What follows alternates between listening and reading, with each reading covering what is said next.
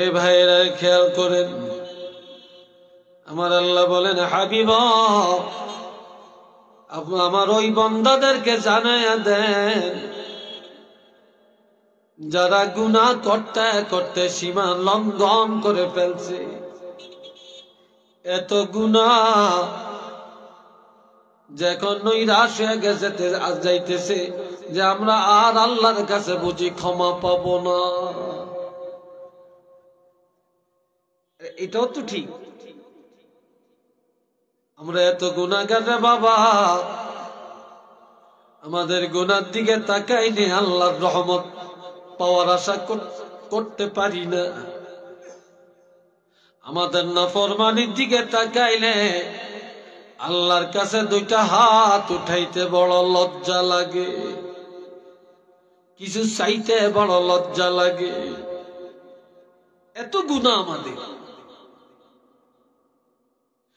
এরপরেও জান্নাতের আশা তো করতে পারি না। আবার গুনার কারণে যদি আল্লাহ জাহান্নামে ফেলে দেয় রে ভাই, ওই জাহান্নাম বিন্দু মাত্র সহ্য করার ক্ষমতা আমাদের নাই। আসেনি? কথা বলেন, আছে? তোমরা যারা গুনাহ করতে করতে সীমা লঙ্ঘন করেছো, নৈরাশ হয়ে যাইতেছো, তোমাদেরকে জানিয়ে দিতে চাই, তোমরা আল্লাহর রহমত থেকে বঞ্চিত হয়ো না, হয়ো না। এই কামারগাঁও গ্রামের একজন ধনী, একজন আমেরিকান পার্টি, একজন লন্ডনী, একজন ইটালিয়ান, একজন নেতা, একজন কোটিপতি যদি হারাম পথে টাকা কামাই করে, যদি সুদের টাকা লেনদেন করে, যদি সুন্নত তরিকায় নবী প্রেম ভালোবাসা নিয়ে না চলে, যদি তার বিবি বেপরদায় চলে, নিজে বেপরদা করে, যদি মিথ্যা কথা বলে, নামাজ না পড়ে, বলেন তো দুনিয়ায় তার দামের অভাব নাই? আমার আল্লাহর কাছে দাম আছে কি নাই? একটু জোরে বলেন, আছে নাই? কিন্তু আপনাদের এই কামারগাঁও গ্রামের একটা লোক কোটিপতি না, লন্ডন যাইতে পারে না, আমেরিকা যেতে পারে না, ইটালি যেতে পারে না, ফ্রান্সে যেতে পারে না,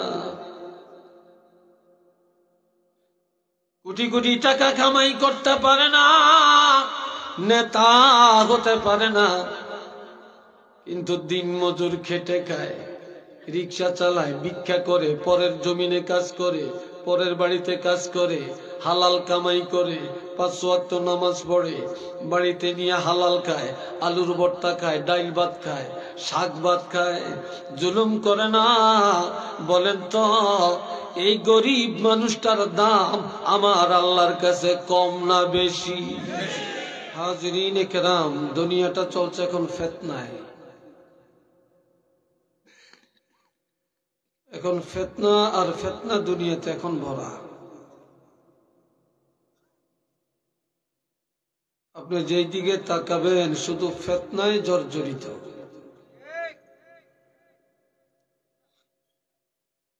আর বর্তমানের এই ফিতনার জন্য আপনারা সাধারণ মানুষ দায়ী না, তথাকথিত নামদারি একদল উলামায়ে কেরামরাই দায়ী। বর্তমানে মুক্তির অভাব নাই, এত মুক্তি এখন রাষ্ট্রের মধ্যে, মাশাআল্লাহ।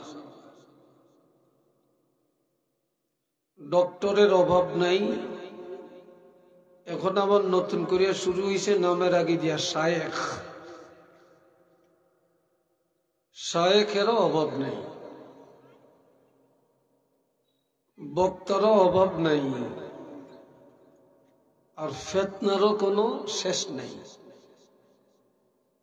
এত ফিতনা।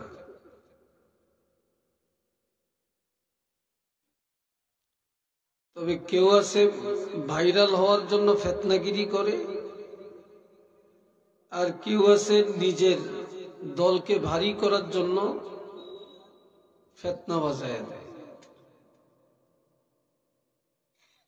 আর এই ফিতনা করিয়া যারা ভাইরাল হয় এদের ওয়াজে মানুষ আগের থেকে আগে গিয়ে বসে থাকে, অভাব পড়ে না।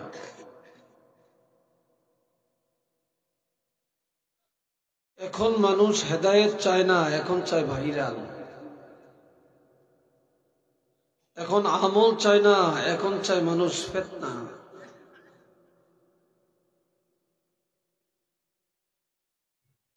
الناس كلهم هلكا إلا العالمون। আমার নবী বলছেন দুনিয়ায় যত মানুষ আছে সব ধ্বংস হয়ে যাবে, শুধু আলেমরা রক্ষা পাবে। والعالمون كلهم هلكا إلا العاملون। আলেমরাও বিপদে পড়ে যাবে, শুধুমাত্র তারা রক্ষা পাবে যাদের মধ্যে আমল আছে। والعاملون كلهم هلكا إلا المخلصون। আমল করেও মানুষ জাহান্নামী হবে, ধ্বংস হবে, তবে তারা ধ্বংস হবে না যাদের আমলের মধ্যে খলসিয়ত আছে। বলেন কি আছে? খলসিয়ত আছে, ইখলাস আছে।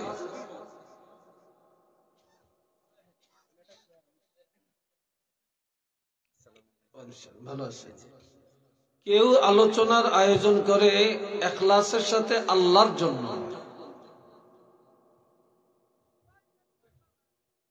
আবার কেউ আয়োজন করে স্বার্থ আদায়ের জন্য। কেউ ওয়াজ করে আল্লাহর জন্য, কেউ ওয়াজ করে স্বার্থের জন্য। কেউ ওয়াজ শুনে আল্লাহর জন্য, আর কেউ ওয়াজ শুনে কান সুখ করার জন্য। কথা ঠিক কিনা? এখন কান সুখটি বেশি।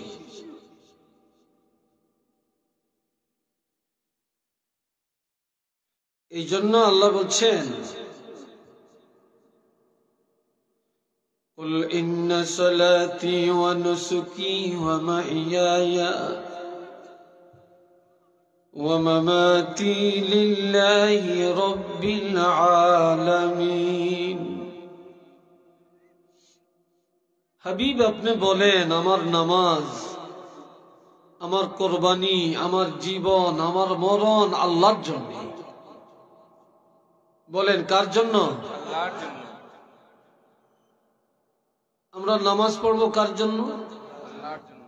রোজা? আল্লাহর জন্য। হজ করব কার জন্য? আল্লাহর জন্য। যাকাত দিব কার জন্য? আল্লাহর জন্য। আমাদের কোরবানি হবে কার জন্য? আল্লাহর জন্য। আমাদের পুরা জিন্দেগি হবে কার জন্য? আল্লাহর জন্য। আমাদের মৃত্যুটা হবে কার জন্য? আল্লাহর জন্য। আল্লাহর জন্য। এখন আমাদের জিন্দেগিটা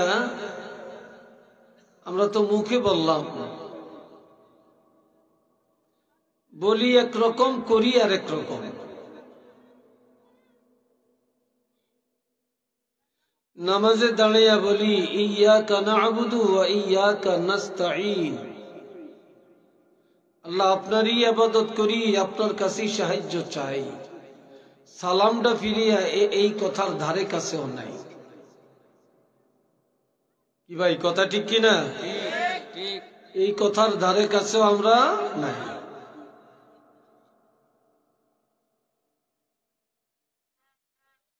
আমরা বলি ইহদিনাস সিরাতাল মুস্তাকিম, আল্লাহ আমাদেরকে সরল সঠিক পথে পরিচালিত করেন। সালাম ফিরিয়া শয়তানি কাজ যতটি আছে সবই আমরা করি।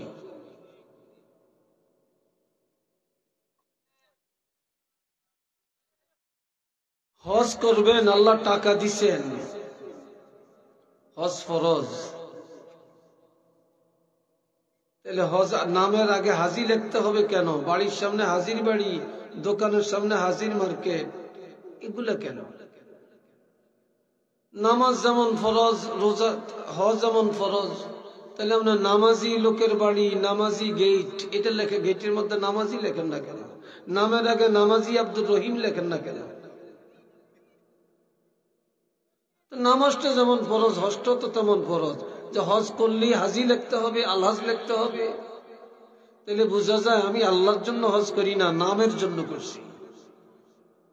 কি কথা ঠিক কিনা? নামের জন্য করছি। আপনি জীবন ভর নামের জন্য কোন ইবাদত করলে এটা হবে নাকি? এর দ্বারা বিন্দু মাত্র কোনো ফায়দা হবে না। এই জন্য জিন্দেগির প্রত্যেকটা কাজ আল্লাহর জন্য হতে হবে।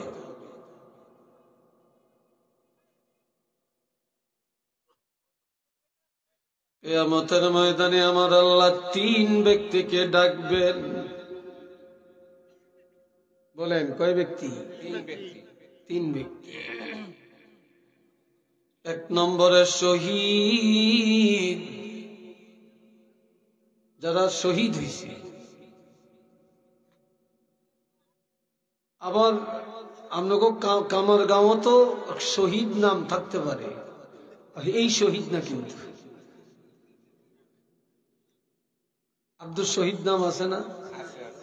কি হেতে তোর বৃত্তি বৃত্তে মাশাআল্লাহ খুব খুশি, আমার কিয়ামতের মধ্যে আল্লাহ ডাক দিব।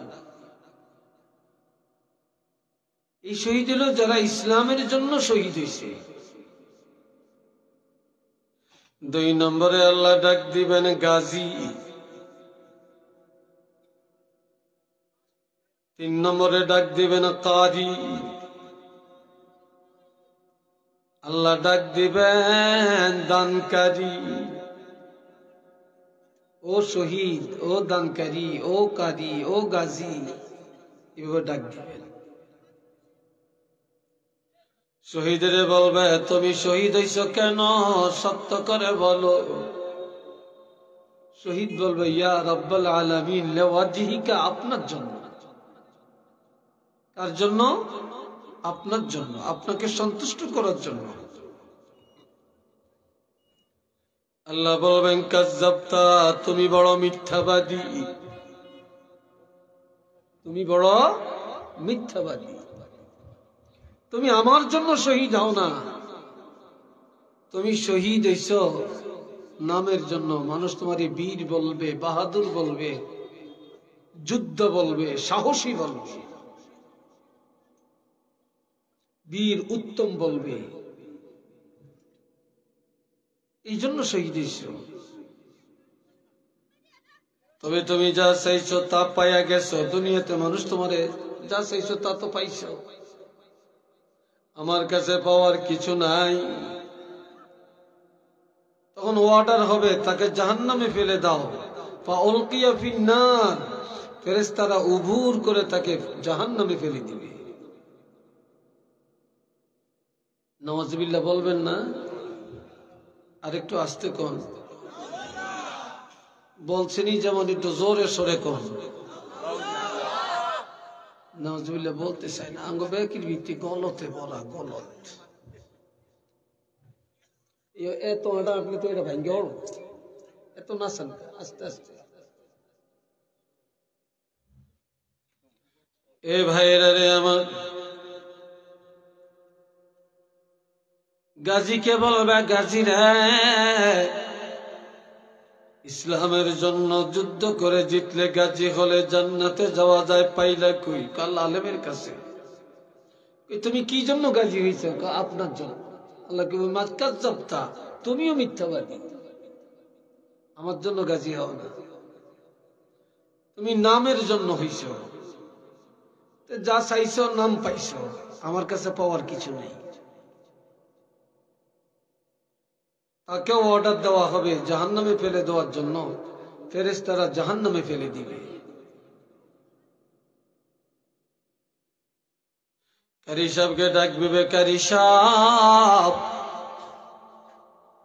এত সুন্দর কোরআন পড়ছেন, মানুষ চিৎকার করে আল্লাহু আকবার বলছে, বাহাবা দিছে, আবার আপনি বিদেশ যা পুরস্কার পাইছেন, উদ্দেশ্যটা কি? কইবা আল্লাহ আপনাকে পাওয়ার জন্য, আপনার সন্তুষ্টির জন্য। আল্লাহ কেবল কাজ্জাবতা, তুমি বড় মিথ্যাবাদী। আমরা সুন্দর আওয়াজ দিছি, সুন্দর কোরআন পড়তে পারো, আর তুমি পুরস্কার অর্জন করছো দুনিয়ার পুরস্কারের জন্য, মানুষের নামের জন্য, সুখ্যাতির জন্য, তুমি প্রাইজ পাওয়ার জন্য তুমি কোরআন পড়ছো, বাহা বাহা পাওয়ার জন্য যা চাইছো তা তো পাইয়া গেছো, আমার কাছে কিচ্ছু পাওয়ার নেই। আর এখন দেখবেন বক্তা সাহেবেরও পর্যন্ত মাশাআল্লাহ, আল্লাহ সবাইরে বুঝদান করুক, এমন ভাবে কেরাত পড়ে, কোরআন পড়ে, মনে হয় যেন হয়তো কি একটা নিয়ে এসে এখানে কানে ধরিয়া এমনে হেমনে এরো মোড়ামুড়ি করিয়া কি যে আলামত করে দেখছেন নি আপনারা? হ্যাঁ, উদ্দেশ্য কি? তখন আল্লাহ বলবে তুমি মিথ্যাবাদী, যা চাইছো তা পাইছো, আমার কাছে পাওয়ার কিছু নেই। তাকেও জাহান্নামে ফেলে দেওয়া হবে। দানকারী কি জন্য দুনিয়ায় দান করেছো? বলবে আল্লাহ আপনার জন্য। আল্লাহ বলবে তুমিও মিথ্যাবাদী। অন্তরের খবর জানে কে? জোরে কন আল্লাহ। ইন্নাল্লাহ আলিমুম বিজাতিস সুদূর, নিশ্চয়ই আল্লাহ অন্তরের ভেদ জানে। এটা কেউ জানে না, আল্লাহ জানে না। তুমি আমার জন্য দান করো না, তোমাকে বেশি দাতা বলবে, দানবীর বলবে, তারপরে সুনাম বাড়বে, সুখ্যাতি বাড়বে, তুমি কমিটির সভাপতি হইবা, চেয়ারম্যান হইবা, মেম্বার হইবা, তারপরে বড় নেতা হইবা, এই আশায় না দান করছো। যা চাইছো তা দুনিয়াতে পাইয়া গেছো, আমার কাছে পাওয়ার কিছু নেই। তখন অর্ডার দিবে তাকেও জাহান্নামে ফেলে দাও, ফেরেশতারা উবুর করে জাহান্নামে ফেলে দিবে। একটু চিল্লিয়া বলতেন না নাউযুবিল্লাহ।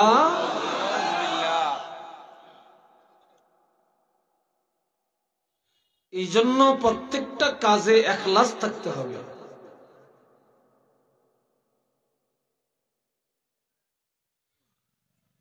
এ ভাইরা রে আমার,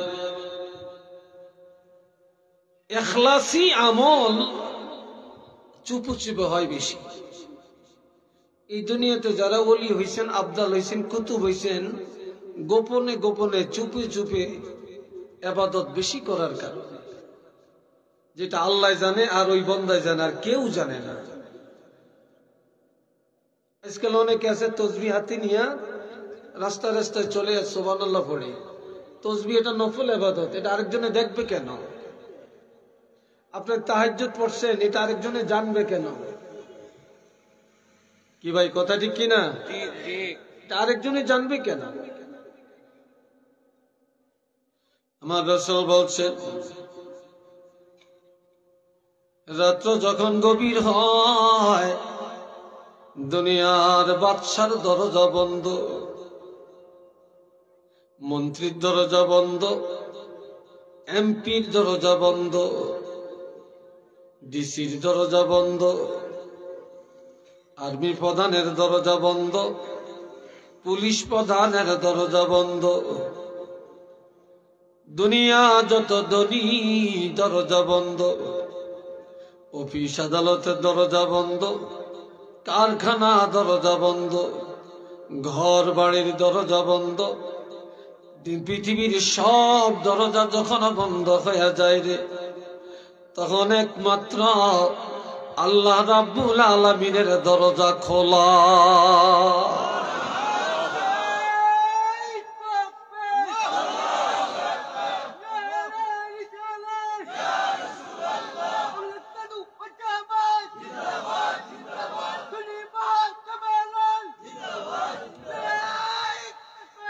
আল্লাহ, দুনিয়ার সব দরজা বন্ধ, কিন্তু আল্লাহর রহমতের দরজা কি বন্ধ? চিল্লিয়ে বলেন বন্ধ। এই সময় যারা আল্লাহরে বেশি ডাকে, বেশি ইবাদত করে, সেই তো আবেদ, সেই তো কামেল।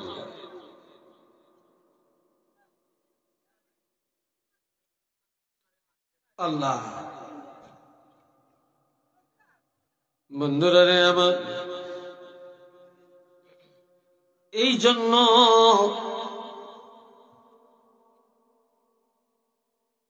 ইখলাসের সাথে যে আমলটা করবেন এটা যদি অল্প হয় নাজাতের জন্য যথেষ্ট। আর নামের জন্য যদি পাহাড় পরিমাণও করেন কোনো কাজে আসবে না, এইবার কোনো কাজে আসবে না। আর একটা কথা শুনেন, قال رسول الله صلى الله عليه وسلم من بطأ به عمله لم يسرع به نسبه। দুনিয়াতে আমরা এখন তিনটা জিনিসের বাহাদুরি বেশি করি। একটা হলো বংশের বাহাদুরি, আর একটা হলো টাকার বাহাদুরি, আর একটা হলো পদমর্যাদার বাহাদুরি। আমি অমর, আমার কি কম আসেনি? কি নিম্ন বংশের মানুষ নাকি? বংশের মর্যাদা, পদমর্যাদা, টাকার মর্যাদা বেশি দেখায়। অথচ আমার রাসূল বলেন কিয়ামতের ময়দানে মুসিবতের দিনে যেই লোকটা তার বদ আমলের কারণে জাহান্নামী হয়ে যাবে, এই লোকটা বংশমর্যাদা, পদমর্যাদা আর টাকার গৌরব দেখায়া জাহান্নাম থেকে মুক্তি পাবে না। একটু নাউজুবিল্লাহ জোরে বলেন। মুক্তি পাবে না। এ ভাইরা রে আমার, আল্লাহর হাবিব রাহমাতুল লিল আলামিন সাফা পাহাড়ের উপরে যায়া কুরাইশ বংশের মানুষদেরকে এক জায়গায় করার জন্য একটা কৌশল করলেন। কৌশল, ওয়াদউ ইলা সাবিলি রাব্বিকা বিল হিকমা, তোমরা মানুষকে আল্লাহর দিকে ডাকো হিকমতের সাথে, হিকমত অবলম্বন করো। রাসূল সাফা পাহাড়ের উপর উঠা ডাকতেছে, আজিবু আজিবু, বাঘ বাঘ বাঘ। কথা বুঝছেন? বাঘ বাঘ কে ডাকতেছে?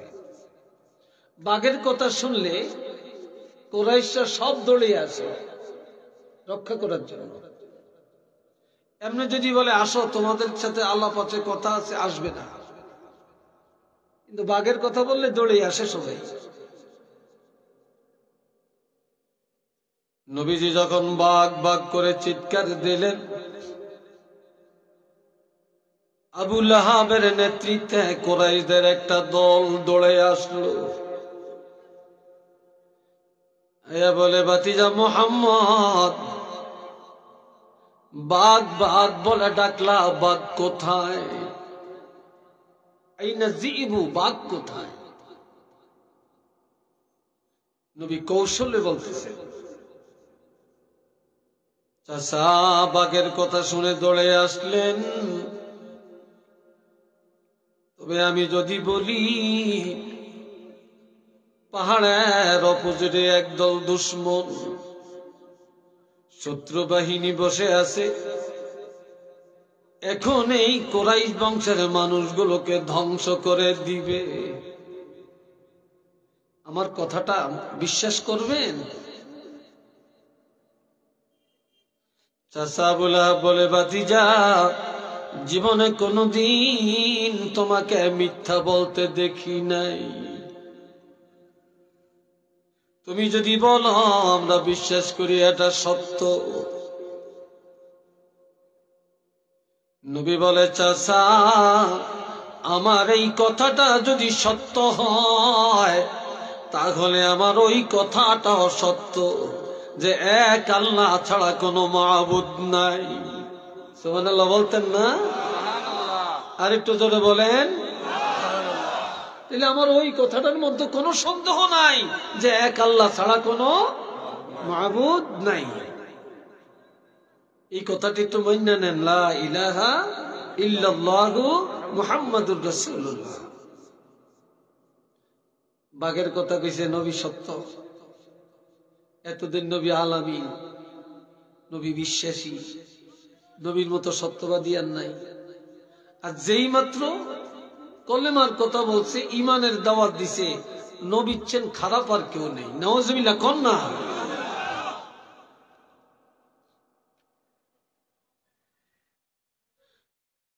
আবু লাহাব তো নবীর আপন চাচা।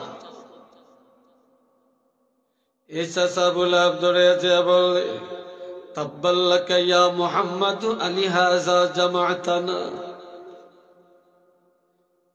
এ মুহাম্মদ, তুমি ধ্বংস হয়ে যাও, তুমি ধ্বংস হয়ে যাও, এই জন্য নিয়ে আমাদেরকে একত্রিত করেছো। এই বলে দৌড়াইয়া যায়, একটা থাপ্পড় মাইরা দেয়। নবী কি থাপ্পড় মারছে? এখন কি বলবেন আপনারা? মুখ দিয়ে বের হয় না?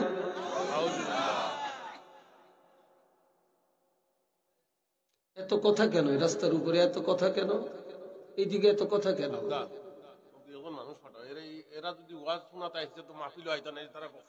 এত কথা, এত গপ কেন এখানে দাঁড়িয়ে?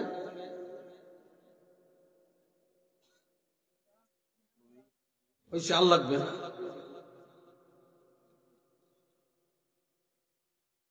এ ভাইরা শোনেন,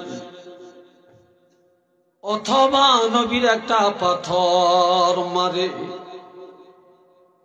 পাথরের আঘাতে নবী কাত হইয়া চাপা পাহাড়ের পাদদেশে পড়ে যায়, কান্দে। এখন আমার আল্লাহ জানিয়ে দেন, সান্ত্বনা দেন নবীকে। তাব্বাত ইয়াদা আবি লাহাবিন ওয়া তাব। যেই আবু লাহাব এই কৌশল করার কারণে, সত্য দাওয়াতের কারণে আপনার উপরে আঘাত করলো, আমি আল্লাহ আবু লাহাবের 2 হাত ধ্বংসের অন্তর্ভুক্ত করলাম। ওয়া তাব্বা, তাকেও আমি আল্লাহ ধ্বংসপ্রাপ্ত করলাম। তার হাতও ধ্বংস, সে নিজেও ধ্বংসপ্রাপ্ত।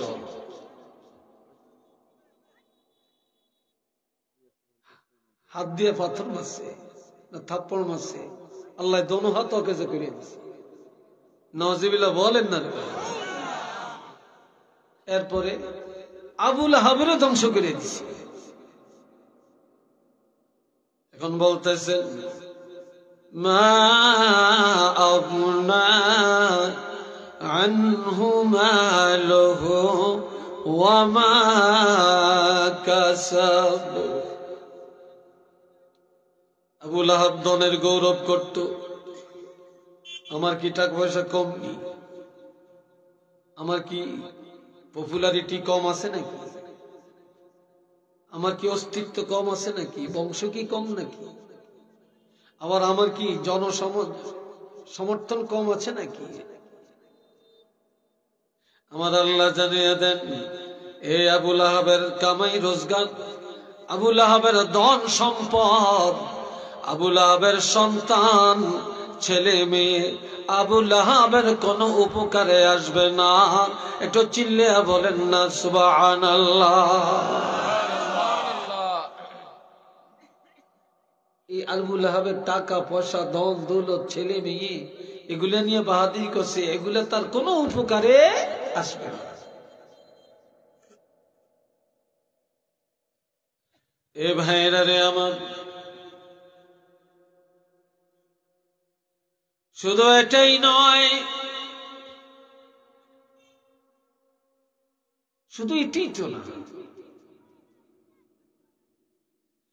আজ মনে রাখবেন এই কিনা কামারগাঁও নি, এই কামারগাঁও গ্রামের একজন ধনী, একজন আমেরিকান পার্টি, একজন লন্ডনী, একজন ইটালিয়ান, একজন নেতা, একজন কোটিপতি যদি হারাম পথে টাকা কামাই করে, যদি সুদের টাকা লেনদেন করে, যদি সুন্নত তরিকায় নবী প্রেম ভালোবাসা নিয়ে না চলে, যদি তার বিবি বেপরদায় চলে, নিজে বেপরদা করে, যদি মিথ্যা কথা বলে, নামাজ না পড়ে, বলেন তো দুনিয়ায় তার দামের অভাব নাই? আমার আল্লাহর কাছে দাম আছে কি নাই? একটু জোরে বলেন, আছে নাই? কিন্তু আপনাদের এই কামারগাঁও গ্রামের একটা লোক কোটিপতি না, লন্ডন যাইতে পারে না, আমেরিকা যেতে পারে না, ইটালি যেতে পারে না, ফ্রান্সে যেতে পারে না,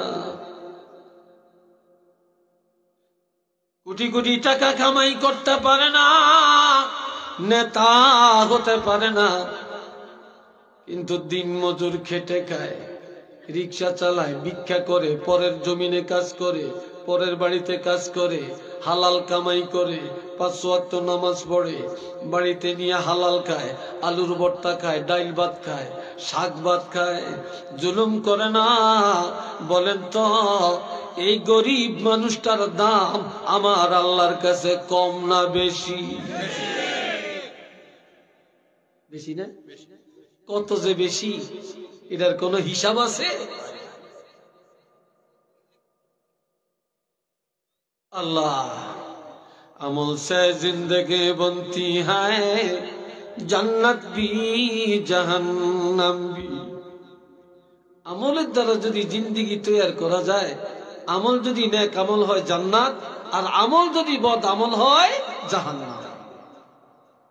ঠিক নেই? জাহান্নাম। এই জন্য আমার ভাইরা,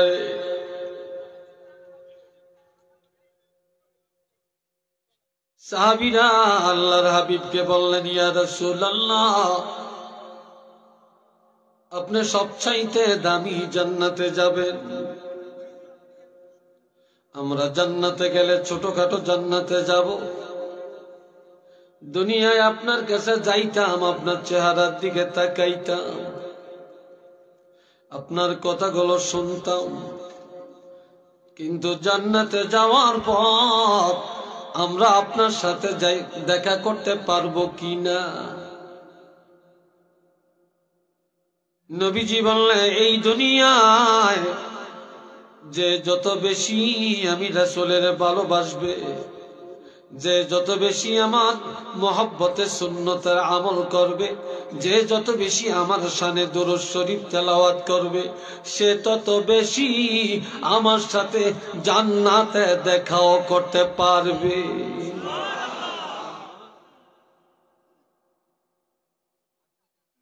সাহাবীরা আরেকদিন বলেন, ইয়া রাসূলুল্লাহ, কিয়ামতের ময়দানে আল্লাহ পাকের নিকটে কারা থাকবে? আল্লাহর রহমতের নজরে আল্লাহর কাছে কে থাকতে পারবে? এ কথা কে না খামোশ কথা শুনেন, মোবাইল দিনও বন্ধ করিয়া রাখেন। এই মোবাইলের জ্বালাটা বর্তমানে বড় জ্বালা, এটার তেন বড় জ্বালা আরেকটা নাই। আবার কতগুণ আছে, মোবাইল একটা আতলে হুদাও দেখায়, কেমনে যাইবো মাহফিলের তেনে, মোবাইল একটা আতলে দেখায়, আসলে কেউ ফোন করে না, এরকম করতে করতে দৌড় দেয়, হুজুরে বুঝবো, আরে ফোন করছে, দেখতে আসি, আসলে হুদা। কি কথা ঠিক না? আসলে একদম বাজে ফাও।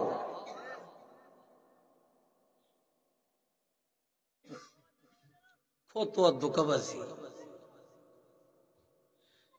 ইয়া রাসূলুল্লাহ, কিয়ামতের ময়দানে আল্লাহর কাছে কারা থাকবেন?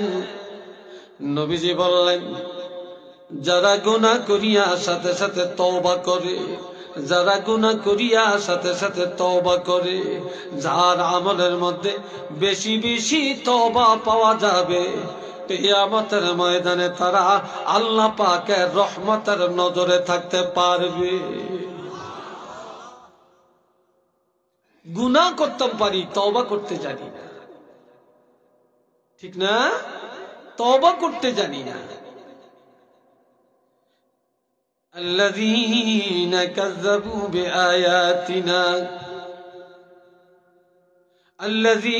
الذين إذا فعلوا فاحشة أو ظلموا أنفسهم ذكروا الله فاستغفروا لذنوبهم ومن يغفر الذنوب إلا الله ولم يصروا على ما فعلوا وهم يعلمون। সবাই একটু মহব্বতে পড়েন সাল্লাল্লাহ, জোরে জোরে সাল্লাল্লাহ, ফিনি কম দিয়ে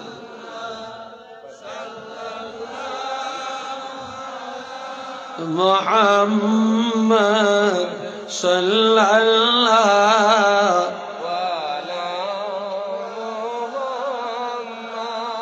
সবাই বলেন আলহামদুলিল্লাহ।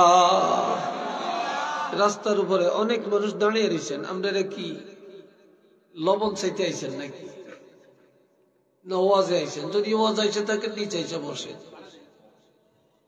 নাকি নিচে এসে বসেন। এটা বেহেশতের বাগান, রাস্তাটা কোনো বেহেশতের বাগান না, এটা বেহেশতের বাগান। এই প্যান্ডেল যতটুকু, এটা বেহেশতের বাগান। আমার আল্লাহ পাক বলেন, আল্লাহ একজন মুহাজির আর একজন আনসারের সাথে বন্ধুত্ব। মুহাজির হিজরত করে মদিনায় গেলেন, যাওয়ার পরে আনসারের সাথে বন্ধুত্ব হয়। নবী সফরে যাবেন, নবীর সফর সঙ্গী হওয়ার জন্য মুহাজিরও আশা করেন, আনসারও আশা করেন। নবী ডাক দিয়া মুহাজিরকে বললেন, মুহাজির রে, তুমি আমার সাথে সফরের মধ্যে যাবে। আনসার চোখের পানি ছেড়ে ছেড়ে কাঁদে। নবীজি বলেন, তুমি কাঁদো কেন? ইয়া রাসূলুল্লাহ,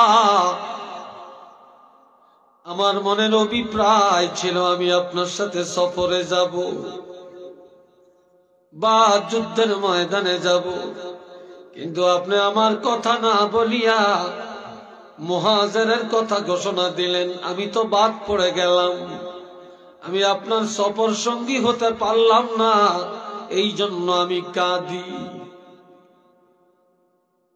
মুহাজির বলল, ইয়া রাসূলুল্লাহ, সিদ্ধান্তের তো পরিবর্তন নাই, আমি জানি আপনি আমার নাম ঘোষণা করলেন, আমি যেতে বাধ্য। তবে আমি বিবাহ করেছি নতুন, আমার বাড়িটা মরুভূমির উপরে, পাহাড়ের উপরে, আমার ঘর একেবারে জীর্ণ শীর্ণ, আমার বিবি যুবতী রূপসী। আমি যদি আপনার সাথে যাই, আমার ঘর, আমার বাড়ি, আমার বিবিকে পাহারা দেওয়ার কেউ নাই, কেউ নাই। এখন কি করতে পারি? নবীজি বলেন, রে মুহাজির, সিদ্ধান্তের কোনো পরিবর্তন নাই রে, তুমি আমার সাথে সফরে যাইবা।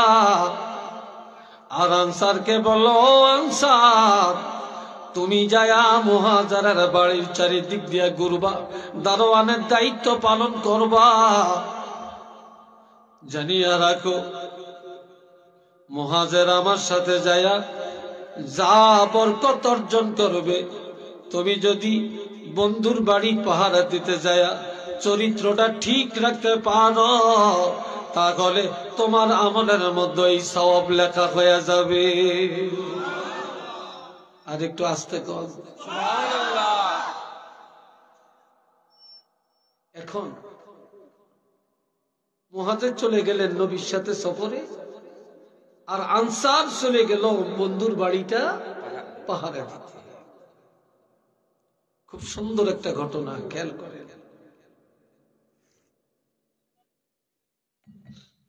আমার প্রাণের ভাইয়েরা,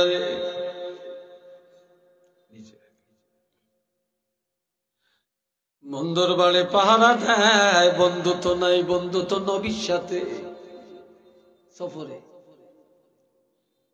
এই সময় বন্ধুর পরিবার, মুহাজিরের পরিবার ঘরের ভিতর থেকে আওয়াজ দিল, আনসার। আনসার দৌড়ে ঘরের কাছে আসলো। বন্ধুর পরিবার কাগজের মধ্যে কিছু বাজার সদাই লিখিয়া দরজার ফাঁকে দিয়া আনসারের হাতে দিল। এইভাবে দরজার ফাঁকে দিয়ে আনসারের হাতে দিছে, টাকা দিছে, যাও বাজার সদাই নিয়ে আসো। বাজারে গিয়া বাজার করে আনছে। দরজায় আসিয়া টোকা দেয়। বন্ধুর পরিবার দরজা খুলিয়া, দরজাটা খুলিয়া দরজার ফাঁকে নিজেকে আড়াল করে হাত বাড়ায়া বন্ধুর হাত থেকে ব্যাগ বা বাজার সদাই গ্রহণ করে। বন্ধুর পরিবার হাত বাড়ায় নেওয়ার সময় আনসারের নজরে বন্ধুর পরিবারের হাতের কবজা পর্যন্ত নজরে পড়ছে। এতটুকু নজরে পড়ছে। মহিলাদের হাতের আঙ্গুলির মধ্যে, নুকের মধ্যে, কবজার মধ্যে একটা ডক আছে, কি বলেন, আছে না? এটা দেখে আনসার ভাবতেছে, যেই মহিলার হাত এত সুন্দর, এই মেয়ে লোকটা জানে কত সুন্দর। এবার শয়তানের দোকায় পড়ে, শয়তানের দোকায় পড়ে দরজা ধাক্কা দিয়ে ভিতরে ঢুকার চেষ্টা করে। যেহেতু এখানে কোনো পুরুষ নাই, আমার বন্ধু নাই, এখানে আমি আর এই মহিলা, এখানে যা ইচ্ছা করা যাবে। একটু নাউজুবিল্লাহ বলেন না রে ভাই।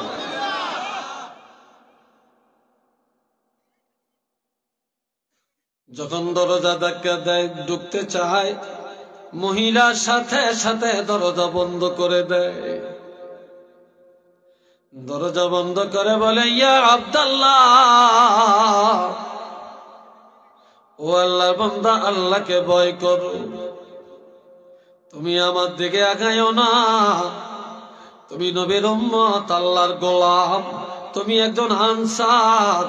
রাসূলুল্লাহ তোমারে দারোয়ান করে পাঠায়, আমার স্বামীকে সাথে সফরে নিয়ে যায়। তুমি কি লজ্জাবোধ করো না? কার নির্দেশে এখানে আসলা? কি কারণে এমন অন্যায়ের দিকে তুমি কদম বাড়াইলা? তুমি রাসূলের মুখটা কেমনে দেখাইবা? আর কিয়ামতের ময়দানে আল্লাহর দরবারে এই গুনাহ নিয়ে কেমনে দাঁড়াইবা? কিভাবে দাঁড়াইবা?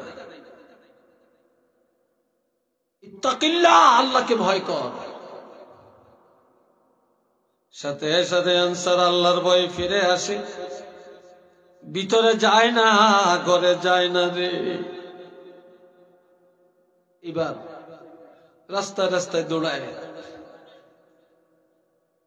দৌড়ায় আর আল্লাহকে ডাকে। মুহাজির সফর সারিয়া বাড়িতে আসে। বাড়িতে আসিয়া বিবিকে বলে, আনসার কই? বলে, আনসার কোথায় আছে বলতে পারি না, তবে এমন আনসারকে আল্লাহ পাক যেন আসমানের নিচে জমিনের উপরে রক্ষা না করে,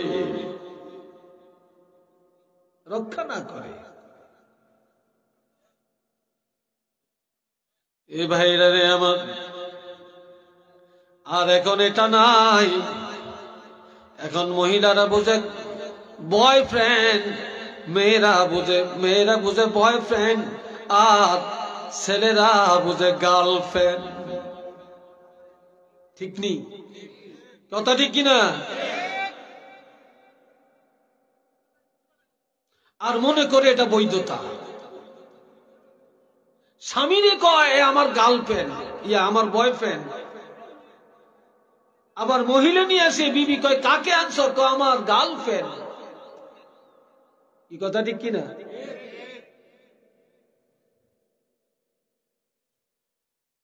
বাবাজিরা রে আমার, এই সময় আনসার আমার আল্লাহকে ডাকে আর তওবা করে, আল্লাহকে ডাকে আর তওবা করে। মুহাজির আসিয়া বলে বন্ধু কোথায়? বিবি বলে জানি না। এবার বন্ধুকে তালাশ করার জন্য রওনা করে, কেননা আল হুব্বু ফিল্লাহ ওয়াল বুগযু লিল্লাহ, মুহাব্বত আল্লাহর জন্য হবে, দুশমনিও আল্লাহর জন্য হবে। আপনি যদি কাউকে ভালোবাসেন আল্লাহর জন্য, লোকটা যদি অন্যায় করে গুনাহ করে, তাকে এমন জায়গায় নেওয়া লাগবে তওবা করিয়া যেন ক্ষমা পায়। ঠিক কিনা? আর এখন বন্ধু বন্ধুরে জাহান্নামী বানায়। এবার তালাশ করতে করতে যায় দেখে পাহাড়ের উপরে কান্দে, যে বলে আরে বন্ধু আমার বাড়ি ত্যাগ করলা কেন? আনসার বলে দেন তোমার বাড়ি কেন ছাড়লাম এটা আমি একটু পরে জানাবো। তবে এই দুনিয়ায় যদি ভাগ্যবান কোন মানুষ থেকে থাকে, তাহলে আমি আনসার বলতে পারি তুমি মুহাজির ভাগ্যবান। সুবহানাল্লাহটা জোরে বলেন। টাকা বেশি হলে মানুষ ভাগ্যবান হয় না, উচ্চ শিক্ষিত হলে ভাগ্যবান হয় না। যা স্ত্রী দিনদার, যেই মহিলার স্বামী দিনদার, ওই মহিলা ভাগ্যবান। যেই মহিলার স্বামী দিনদার, ওই মহিলা ভাগ্যবান। যেই স্বামীর স্ত্রী ভাগ্য দিনদার চরিত্রবান, ওই পুরুষটা দুনিয়াতে ভাগ্যবান। সুবহানাল্লাহ। কি ভাই কথা ঠিক কিনা?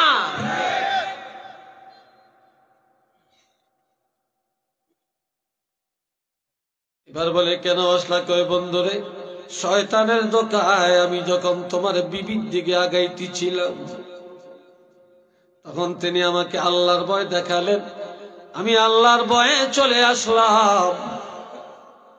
তবে কার কাছে নিয়ে যাইবা নিয়ে যাও, এই দুনিয়ার এই অপরাধের কারণে আমি জাহান্নামী হতে চাই না রে। চলে গেলেন হযরত ওমর ফারুকের কাছে, ঘটনা জানালেন। হযরত ওমর বলে আমি জানি না কিভাবে আল্লাহ তাকে ক্ষমা করবে।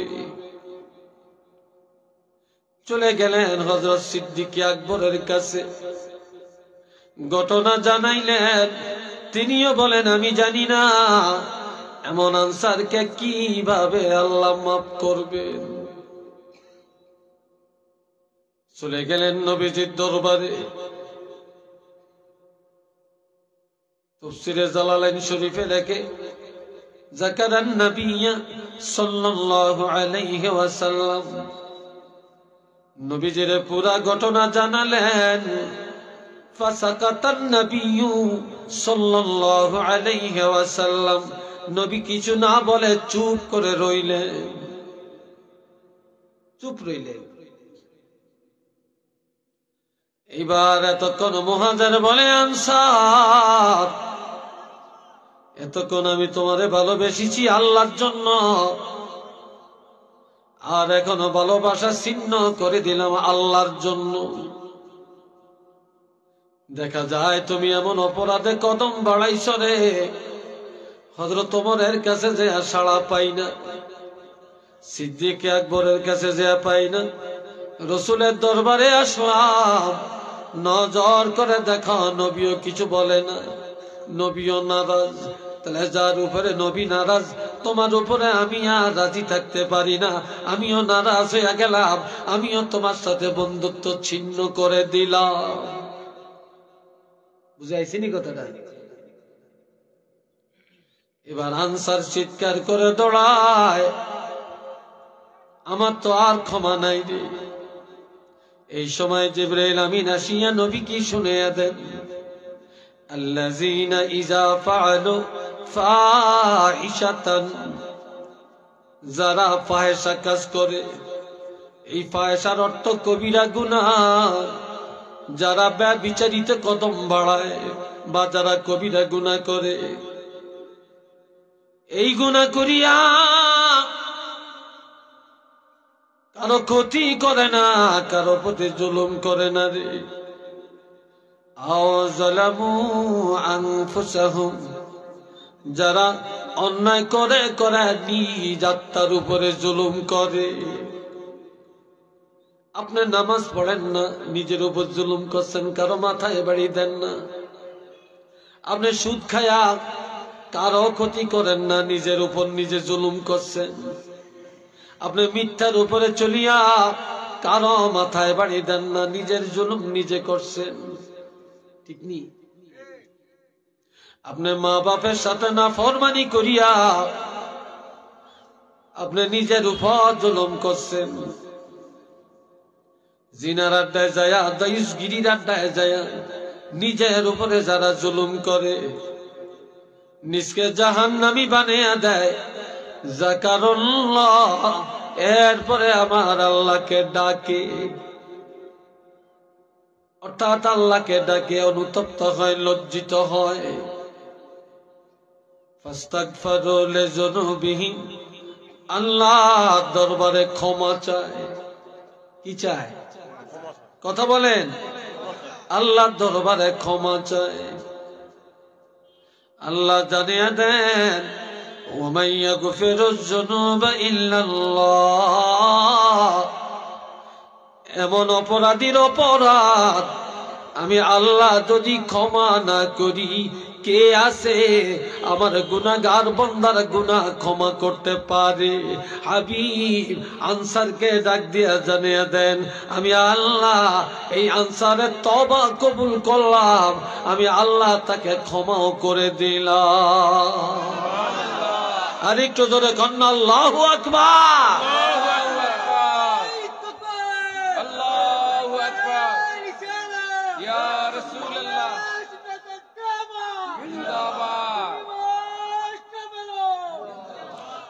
मोहब्बत पढ़न सल्लल्लाहु अलैहि আমি তো আদা চাইছিলাম, দিলেন না তো। আলা মুহাম্মদ,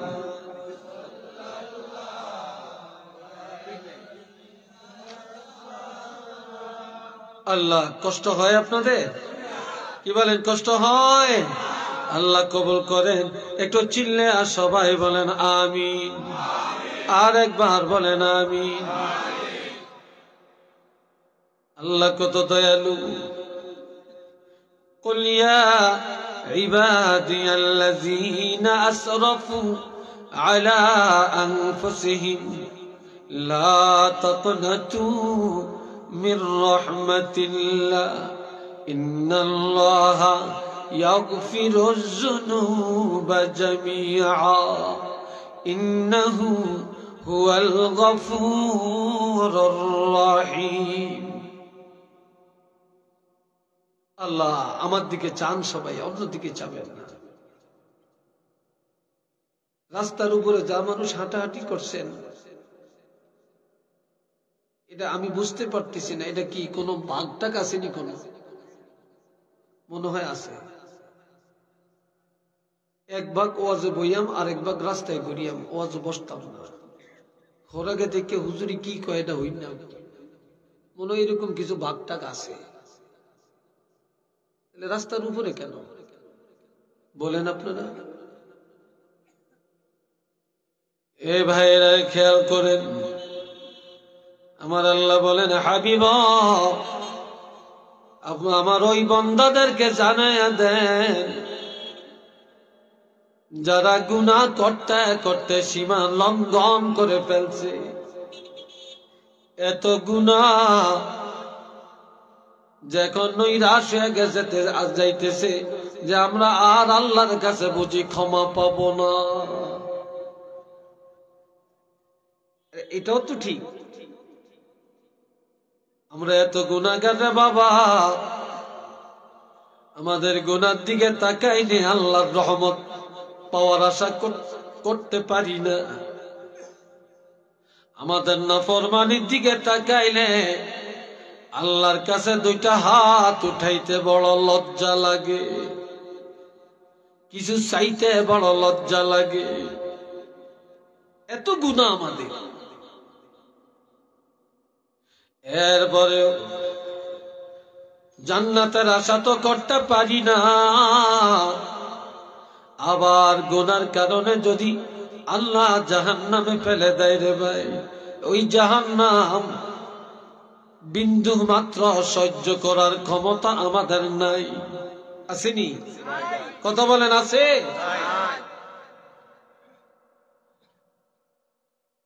একটা মুহূর্ত, একটা সেকেন্ড সহ্য করার ক্ষমতা নাই। তারপরেও আমার আল্লাহ এত বড় দয়ালু, আল্লাহ বলেছেন আমার যে বান্দা গুনাহ করতে করতে সীমা লঙ্ঘন করে ফেলছে, হাবিব আপনি তাদেরকে জানিয়ে দেন, আমি আল্লাহর পক্ষ থেকে আপনি তাদেরকে জানিয়ে দেন, ইয়া ইবাদি, কুল ইয়া ইবাদি, আপনি বলেন হে আমার বান্দা। অর্থাৎ কথাটা আল্লাহর, বলেন আপনার মুখ দিয়া, তোমরা যারা গুনাহ করতে করতে সীমা লঙ্ঘন করেছো, নৈরাশ হয়ে যাইতেছো, তোমাদেরকে জানিয়ে দিতে চাই তোমরা আল্লাহর রহমত থেকে বঞ্চিত হইও না, হইও না। নৈরাশ হওয়া তোমাদের কিছু নাই, কেননা আল্লাহ এত বড় দয়ালু। জানিয়া রাখবা, যদি তোমরা ঈমানদার হয়ে থাকো, আল্লাহ ঘোষণা দিবেন ইন্নাল্লাহা ইয়াগফিরুয যুনুবা জামিআ, আল্লাহ ঈমানদারের যত গুনাহ আছে সবগুলি গুনাহ ক্ষমা করে দিবে। তো চিল্লিয়া বলেন না রে ভাই, সব গুনাহ আল্লাহ ক্ষমা করে দিবেন।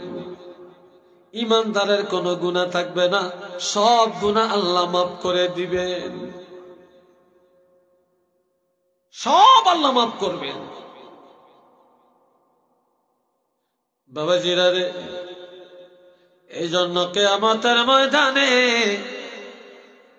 আমার আল্লাহ সূরা আনফালের মধ্যে ঘোষণা করেন,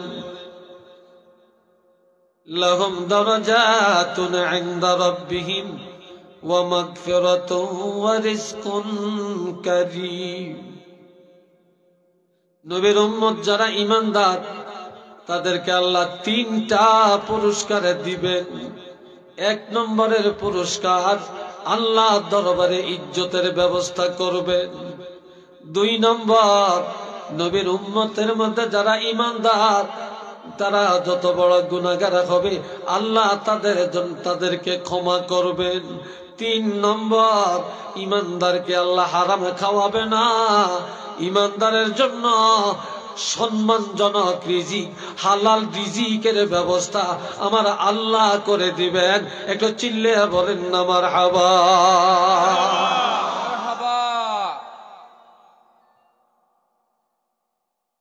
তারপরে গুনার কারণে ফেরেশতারা হাতের মধ্যে কড়া লাগায়া জাহান্নামের দিকে নিয়ে রওনা করবে। কিছু দূর যাওয়ার পর দাঁড়াবে, খুঁটি ধরে দাঁড়াবে, পিছনের দিকে তাকাবে। আমার আল্লাহ বলবেন, ফেরেশতারা করে জিজ্ঞাসা করো, দাঁড়াইলো কেন, পিছনে তাকাইলো কেন? এই তোমরা দাঁড়াইছো কেন, পিছনে তাকাইলে কেন? তখন তারা বলবে আল্লাহর একটা ঘোষণা ছিল, আল্লাহর ঘোষণা এখনো কার্যকর হয় না, এই জন্য পিছনে তাকাইলাম, দেখি আল্লাহর ঘোষণাটা কার্যকর করেন কিনা। এটা কি ঘোষণা? আল্লাহ বলেছেন, ইন্নাল্লাহা ইয়াগফিরুয যুনুবা জামিআ। আল্লাহ বলেছেন ঈমানদারের সব গুনাহ আল্লাহ মাফ করে দিবেন। আমরা তো ঈমানদার, তবে গুনাহ করছি, গুনার কোনো তুলনা নাই, কিন্তু আল্লাহ না বলছে সব ক্ষমা করে দিবেন। এখন আমাদেরকে জাহান্নামে ধাক্কাও কেন? তখন আমার আল্লাহ বলবে, ফেরেশতা এদেরকে একটু জিজ্ঞাসা করো এই কথা তারা পাইল কোথায়? এই তোমরা পাইছো কই? তো আমরা এই কথা কোরআনে পাইছি। আর কোথায়? আমরা নবীর কাছে পাইছি, ওলি আল্লাহর কাছে পাইছি, উলামায়ে কেরামের কাছে আমরা শুনছি, আমরা তো বিশ্বাস করেছি। তখন আমার আল্লাহ বলবে, যাও যাও ও ফেরেশতা, আমার এই বান্দাগুলোরে জাহান্নামে আর ধাক্কা ধাক্কি করিও না। একটু আল্লাহু আকবার কইেন না, একটু আলহামদুলিল্লাহ বলেন না। জাহান্নামের দিকে ধাক্কাইও না। আমার যে বান্দাগুলি জাহান্নামে যাওয়ার পথে দাঁড়িয়ে গেল, আমার ক্ষমার অপেক্ষা করলো, আমার ক্ষমাটারে বড় মনে করলো, সত্য মনে করলো, আমি আল্লাহ এই জাহান্নামে যাওয়ার রাস্তায় আমার এই গুনাহগার বান্দার গুনাহগুলি মাফ করে দিলাম।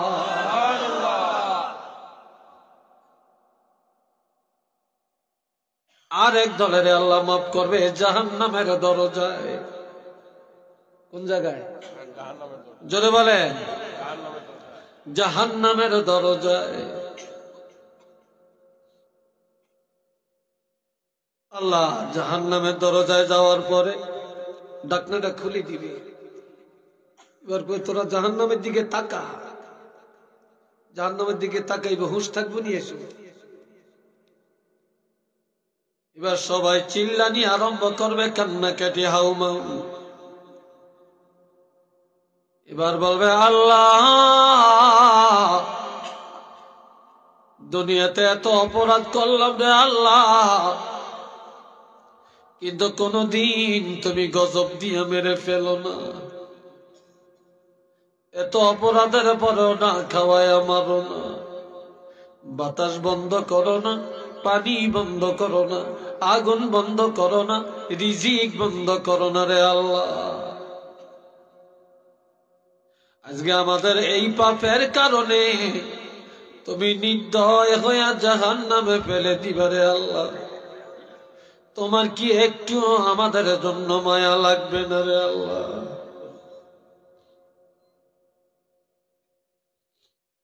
আল্লাহ একটু কি আমাদের জন্য মায়া লাগবে না?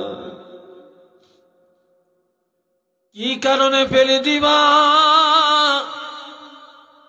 তখন আমার আল্লাহ খুলে দেখাবেন, وَكُلَّ شَيْءٍ أَحْصَيْنَاهُ كِتَابًا।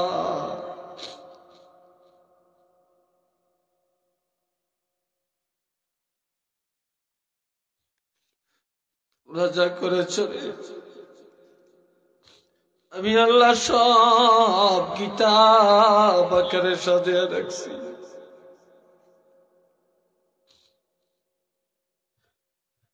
জোয়ান গেলে কি করলা, বুড়া গেলে কি করলা, দেশে কি করলা, বিদেশ যায় কি করলা রে, সব আমি আল্লাহ একটা একটা করে সাজিয়ে রাখছি। এই দেখ, এই দেখ। সত্য করে বলার বান্দা, আমি আল্লাহ যা রেকর্ড করেছি সত্য না মিথ্যা? তখন দুই দল হয়ে যাবে। একদলে বলবে আল্লাহ তুমি যা রেকর্ড করেছো এটা সত্য রে আল্লাহ, এই গুনাহগুলি আমরা করেছি, এই গুনাহগুলি আমরা করেছি আল্লাহ।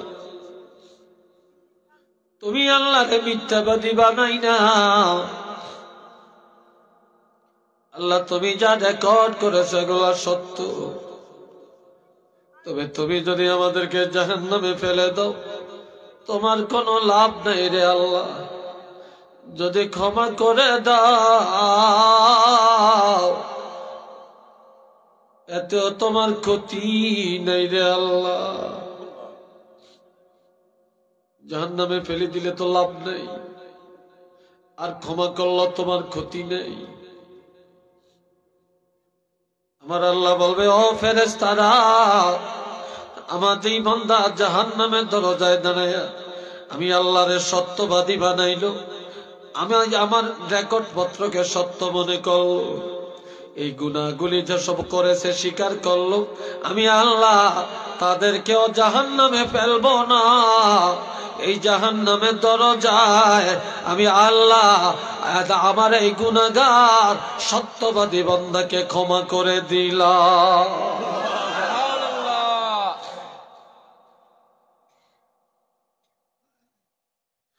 ও বাবাজিরা, জিন্দা থাকতে বান্দার উপরে আল্লাহর রহমত যেমন, বান্দা মৃত্যুর উপর আল্লাহর দয়া হাজার হাজার গুণ বেড়ে যায়। কিয়ামতের ময়দানে লক্ষ লক্ষ গুণে বেড়ে চলবে। জাহান্নামের দরজায় গেলে কোটি কোটি গুণে বেশি আল্লাহর দয়া গুনাহগার বান্দার উপরে বেড়ে যাবে। একটু চিল্লে বলেন না সুবহানাল্লাহ।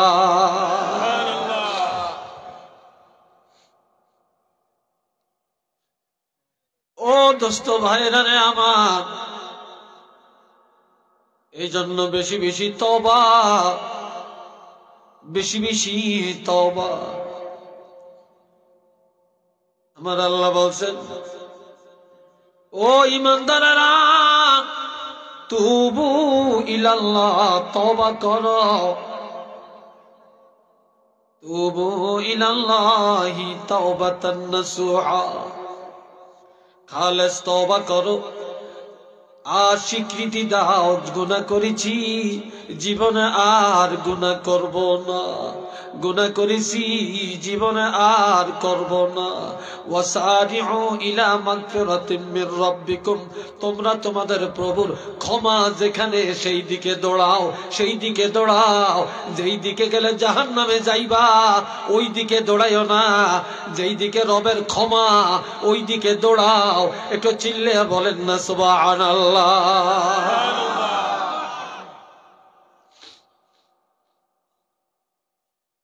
হাজিরিনে কেরাম, আল্লাহ কত ভাবে বান্দার গুনাহ মাফ করেন রে ভাই। আমিরুল মুমিনিন ও জওয়ানেরা আরেকটা ঘটনা শোনো। জওয়ানেরা বলে এখন আমরা যুবক, বয়স হয় না, বড় হইয়া লই, লেখাপড়া শেষ করিয়া লই, বিয়ে শাদী করিয়া লই, বিদেশ যাইয়া লই, বাড়িটা বানিয়া লই, ব্যবসাটা ধরিয়া লই, একটু সেটেল আপ হইয়া লই, তারপর এরপরে বিয়ে শাদী করিয়া লই, এরপরে একেবারে টুপি লইয়াম, দাঁড়িয়ে রেখাম, ফরেজগার হয়ে যাম, দরবেশ হয়ে যাই। কি কথা ঠিক কিনা? আর আপনি এতক্ষণ বাঁচবেন এই নিশ্চয়তা দিতে পারবেন? জোরে বলেন পারবেন? পারবেন। আমার প্রাণের নবীজি আমিরুল মুমিনিন হযরত ওমর ফারুকের জমানায় একটা যুবক, মদিনা থেকে 300 মাইল দূরে তার বাড়ি। কত মাইল? 300 মাইল দূরে।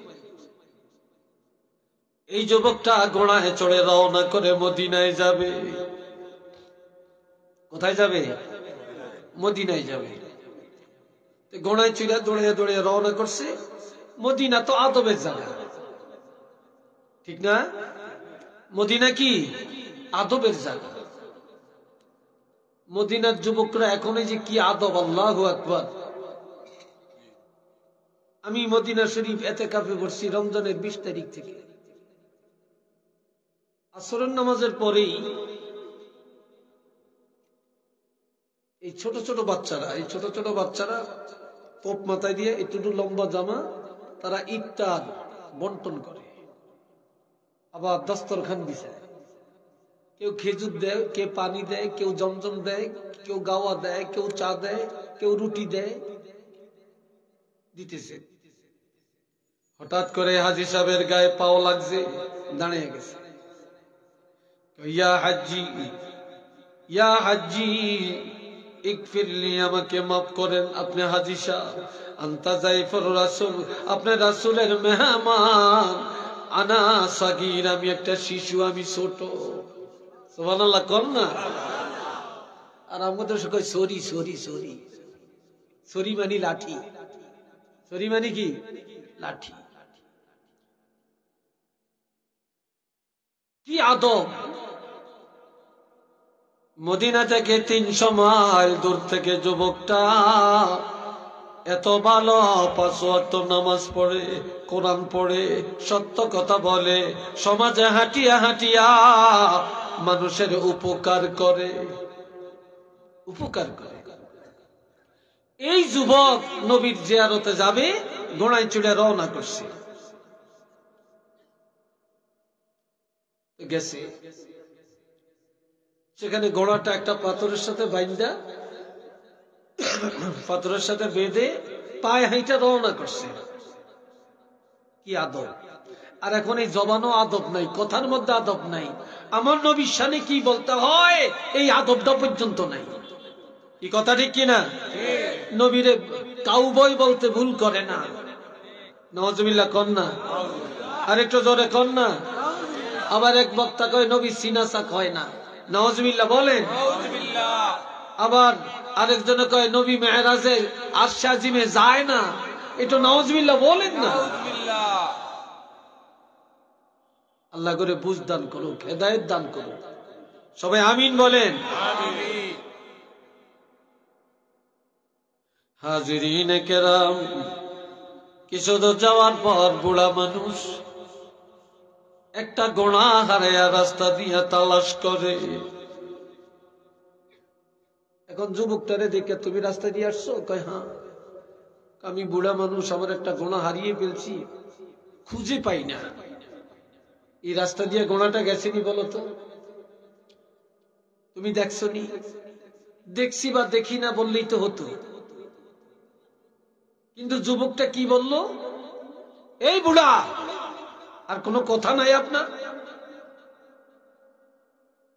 আমি রাস্তা দিয়ে হেঁটে আসছি, আমি কি আপনার গোনা পাহারা দিছি নাকি? জবাবটা হইছে? জোরে বলেন হইছে? হয় নাই। আমি একদিন আমার এলাকাতে সন্ধ্যায় এশার নামাজের পরে যাইতেছি, রাস্তার উপরে একটা ব্রিজ, 4-5টা যুবক বসে বসে খালি পায়েসা কথা বলে। আমি বললাম, এই তোমরা যুবক, তোমার বাড়ি কোথায়? তোমরা এইসব ভাষা ব্যবহার করো কেন? আমার কামনের হতো, আমনে যান, আমনের কামে আমনে যান। চিন্তা করলাম কথা আরেকটা বাড়াইলে তো এই যুবকের ফিটা খাওয়ানো। কি কথা ঠিক না? মাল্লাম ইয়ারহাম সাগীরানা ওয়া লাম ইউআক্কির কাবীরানা ফালাইসা মিন্না। যে যুবকেরা মুরব্বিকে ইজ্জত করে না আর মুরব্বির কাছে সম্মানের পাত্র হতে পারে না, নবী বলেন তারা আমার উম্মত না।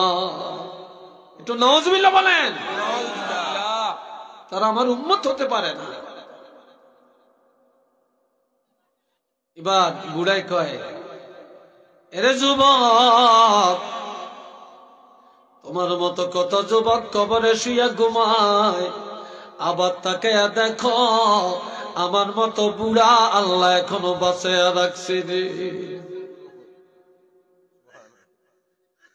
কত জোয়ান কবরে ঘুমাইতে আছে। কি ভাই কথা ঠিক না? আর কত বুড়া মানুষ আল্লাহ বাঁচিয়ে রাখছে। আর এটা কোনো সিরিয়াল নাই। আর যখন খবর আসবে তখন কেউ এটা রিনিউ করতে পারতেন না, বাড়াইতেও পারবেন না, কমাইতেও পারতেন না। কি বলেন, পারবেন নাকি? লিকুল্লি উম্মাতিন আজাল ইযা জাআ আজালুহুম লা ইস্তাখিরুনা সাআতান ওয়া লা ইস্তাকদিমুন। প্রত্যেকটা মানুষের জন্য, জাতির জন্য একটা সময় নির্ধারণ করা আছে আল্লাহর পক্ষ থেকে। ওই নির্দিষ্ট সময়টা যখন এসে যাবে রে ভাই, একটা মুহূর্ত আগেও না পরেও না, জাস্ট টাইম, নো কমপ্লেইন, নির্দিষ্ট সময়ে মৃত্যুটা ঘটে যাবে। এটা বলেন না সুবহানাল্লাহ। এটা কেউ সময় বাড়াইতে পারবেন, কমাইতে পারবেন? আল্লাহ যে সময় নির্ধারণ করছে একটু বেশ কম হবে না। কোন আশায় বাহাদুরি। এইবার বুড়িয়া কয়, এ যুবক, আমার গণাটা দেখছো নি বলো? জয় না। এইবার দ্বিতীয়বারে কয়, আমি কি চুরি করছি? আপনি বারবার আমাকে জিজ্ঞেস করে। হয়েছে নি কথাটা? এই বলেন হয়েছে? আজকাল তো এরকম কথা বলে ফেলে। এবার বুড়ায় কয়, এরে যুবক, দুনিয়ার সব খবর তোমার কাছে আছে, কিন্তু এতিমখানার খবর তোমার কাছে নাই। বলে, এতিমখানা কোনটা? দুনিয়াতে যত বড় এতিম হন না কেন, সবচেয়ে বড় এতিমখানা হলো গোরস্থান। ঠিক নি? এই বলেন ঠিক নি? সবচেয়ে বড় এতিমখানা হলো কবর। কারণ দুনিয়ার এতিমেরা কানলে চোখের পানি মুছে দেয়, মানুষ সহযোগিতা করে, চাউলের বস্তা কিনে দেয়, জামা বানিয়ে দেয়, ঘর বাড়ি করে দেয়। কিন্তু কবরের এতিমেরা কবরে যায় যত বিপদে পড়ে কানবে রে, তাদের কান্না কেউ শুনবে না, তাদের ডাকে কেউ সাড়া দিবে না, তাদের চোখের পানি কেউ মুছে দিবে না। দিব? কেউ দিবে না। এবার তৃতীয়বারে বললেন বুড়া, এই যুবক, আমার গণাটা দেখছো নি? এবার আর জোয়ান নেই, কিছু না কইয়া একেবারে বুড়ার গালের মধ্যে থাপ্পড় মেরে দিছে। নাউজুবিল্লাহ বলেন তো না? এই জোয়ান্নারা কি রে বলতা না? একটা কত বড় মানুষ আরো দুর্বল জায়গায় ঘুরিয়া পড়িয়া ইন্তেকাল। ইন্না লিল্লাহি ওয়া ইন্না ইলাইহি রাজিউন। এবার জোয়ান্না চিন্তা করে, আমি কাজটা করলাম কি, আমি কাজটা করলাম কি? জীবনে এত নামাজ পড়লাম, জীবনে এত তেলাওয়াত করলাম, এত মানুষের উপকার করলাম, এত মানুষের উপকার করলাম, আজকে তো একটা কাজে আমার সব শেষ হয়ে গেল। ঠিক না? একটা অপরাধে সব শেষ হয়ে গেছে না?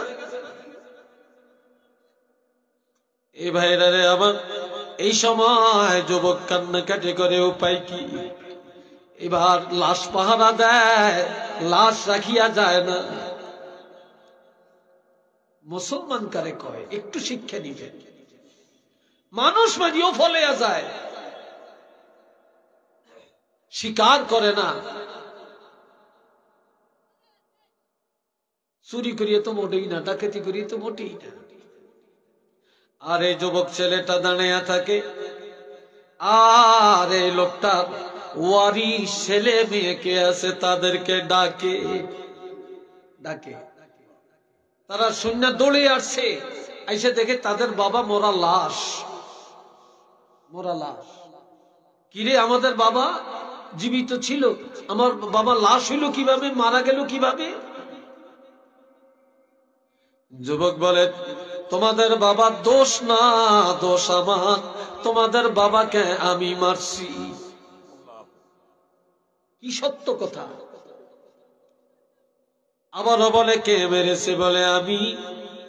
আবারও জিজ্ঞাসা করে, কে মেরেছে? বলে আমি। কয়বার হইছে? কথা কয় না, তিনবার। এবার খপ করে ধরিয়া লাইছে। দুই ভাই, এক ভাই ধরছে, তোমারে যাইতে দিতাম না, মারিয়া নিলাম তোমাকে। তুমি আমাদের আব্বাকে মারছো, আমরা তোমাকে মেরে ফেলব। বড় ভাই বলে, রাখো, মারিও না, মারিও না, আমরা রাসূলের উম্মত, আমার নবীর হাদিস, নবীর আদর্শ, বিচার করা যায়, কেসাস নেওয়া যায়, তবে নবী বলেছেন ক্ষমা করা উত্তম। সুবহানাল্লাহ, কোন না রে ভাই? ক্ষমা করা কি উত্তম, নবী বলছেন। তবে আমরা বিচার হাতে নিব না। হযরত ওমর ফারুক রাদিয়াল্লাহু রাষ্ট্রপ্রধান, আমরা ওমরের কাছে নিয়ে যাব, দেখি হযরত ওমর শরীয়তের বিচার করেন কিনা। দুনিয়াতে বিচারের অভাব নাই, তবে শরীয়তের বিচার তালাশ করলে কোথাও নাই। কথা ঠিক কিনা? কোথাও নাই।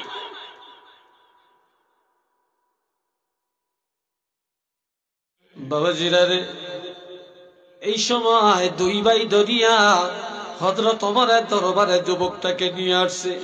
এসে বলে, ইয়া আমিনুল মুমিনিন, এই যুবক আমাদের বাবাকে মারছে, আপনি রাষ্ট্রপ্রধান, আপনার কাছে নিয়ে আসলাম, আমরা বিচার করি না, আপনার হাতে দিলাম, আমরা শরীয়তের বিচার চাই। হযরত ওমর জিজ্ঞাসা করে, এরে যুবক, তাদের বাবাকে মারছে কে? যুবক বলে, ইয়া আমিনুল মুমিনিন, আমি মেরেছি। এবার বলে, ঠিক করে বলো কে মারছে? কয় আমি। আবারও বলে, কে মেরেছে? বলে আমি। হাজার হাজার মানুষের সামনে যখন বলছে আমি মারছি 3 বার, এখন হযরত ওমর বলে, তুমি আইন মানুনি? কয় মানি। বিচার মানুনি? কয় মানি। তাহলে তোমাকেও কতল করা হবে, তোমাকেও কতল করা হবে। ছেলেটা বলে, হযরত ওমর, তবে আমি জীবন দিতে রাজি, তবে আপনি আমাকে আগে একটা ফতুয়া দেওয়া লাগবে। কি ফতুয়া? ফতুয়া হলো, আমি তো তার বাবা, তাদের বাবাকে মেরেছি, আপনার আদালতে মামলা দিল, আপনি বললেন, জিজ্ঞাসা করলেন, আমি স্বীকার করলাম, আপনি বললেন আমাকে কতল করবেন। এবার আপনি বলেন, আমাকে যদি কতল করা হয়, কতলের বিনিময়ে আমি কতল হয়ে গেলাম, আমি কিয়ামতের ময়দানে জাহান্নামের আযাব থেকে মুক্তি পাবো কিনা? হযরত ওমর বললেন, এরে যুবক, তুমি যদি একটা জীবনের বিনিময়ে তোমার জীবনটা দিয়ে দাও, আমি ওমর ঘোষণা দিলাম, তোমার জীবনের বিনিময়ে জান্নাতে যাইবা। আল্লাহু আকবার, জোরে কোন না রে ভাই?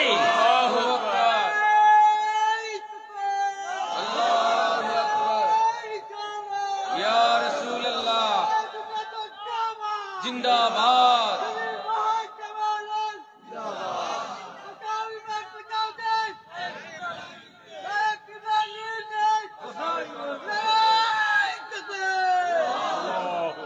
এটা কি? এটা মাইক নাকি? না, এটা বললাম আর কি, মানে হাতের মাইক্রোফোন বানাইছে, খুব ঠেলা, মাশাআল্লাহ, স্পিরিট। হ্যাঁ, বাপের বেটা আব্দুল্লাহ, আল্লাহ কবুল করুক, সবাই বলেন আমিন। এ বাবাজিরা রে আমার, কষ্ট হয় আপনাদের? হ্যাঁ, আল্লাহ বিরক্ত লাগছে নাকি? আল্লাহ। এরপরে তুমি ক্ষমা পাইবা, আর একটা আবদার, কয় কি? আমার কতল কখন? বারটা ছিল মঙ্গলবার, আজকে মঙ্গলবার, কালকে বুধবার, পরশু বৃহস্পতিবার, শুক্রবারে জুমার নামাজের পর মসজিদে নববীর সামনে তোমার কতল, তোমার কতল। হুজুর একটা আবদার, কই কি? আমার বাড়ি 300 মাইল দূরে, আমার একজন বুড়া মা, আমাকে কতল করা হলে মাই তো জানবে না, আমাকে সুযোগ দেন, আমি আমার মা থেকে একটু দোয়া নিয়ে বিদায় নিয়ে আসি। আর একটা আবদার, আমার এলাকার একটা লোক আমার থেকে সামান্য কিছু টাকা পাও না, আমি একজনের ঋণ আছি কিছু টাকা, আমি যদি কতল হয়ে যাই, আমি ঋণগ্রস্ত হয়ে গেলাম, আর এক ভাইয়া ঋণ আদায় করতে পারলাম না, আমাকে সময় দেন, আমি ঋণ আদায় করে আসি, ঋণ আদায় করে আসি। হযরত ওমর বলে, তোমার জিম্মাদার কে হবে? কেউ জিম্মাদার হয় না। হযরত আবু যর গিফারী রাদিয়াল্লাহু দাঁড়িয়ে গেলেন, দাঁড়িয়ে বলেন, হযরত ওমর, এই যুবকের পক্ষে আমি জিম্মাদার হয়ে গেলাম। সুবহানাল্লাহ। আর একটু জোরে, আর একটু আওয়াজ দিয়ে। হযরত ওমর বলে, যুবক যদি 300 মাইল দূর থেকে না আসে? হযরত আবু যর গিফারী বলেন, এই যুবক যদি না আসে গো আমি ওমর, তাহলে তার বিনিময়ে আমাকে কতল করা হবে। কই তুমি কতল হতে রাজি কিনা? কই আমি কোন বেঈমানের জন্য কতল হব না, ইহুদির জন্য না, নাসারার জন্য না। আমি ঘোষণা করলাম, একজন ইমানদার মুসলমানের পক্ষে আমার জীবনটাও দিতে আমি রাজি। সুবহানাল্লাহ, আল্লাহু আকবার। কথা কয় কি এখানে?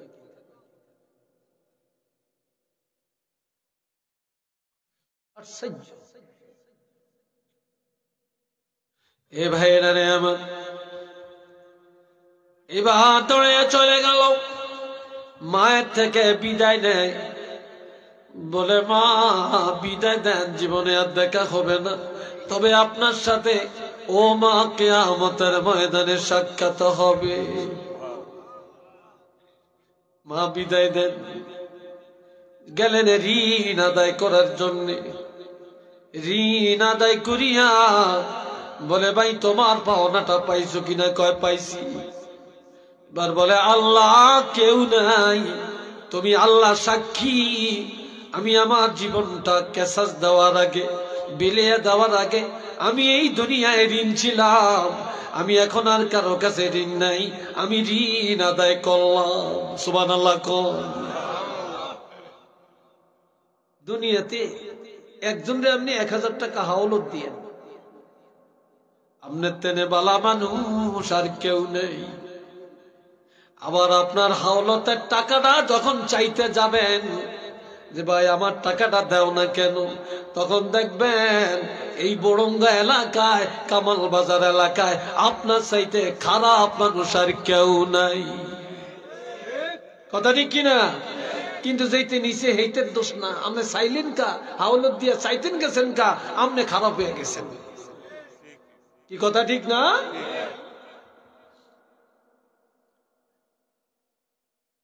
আমার কথায় মনে একটু বেজার টেজার হইতে আছেন, রাগ হইতে আছেন? আল্লাহ বাবাজিরা শুনেন, কথা শেষ পর্যায়ে এবার রওনা করলেন গোনায় চড়ে মদিনায়। জুমা নামাজের পরে তার কত জল্লাদ রেডি, তলোয়ার রেডি,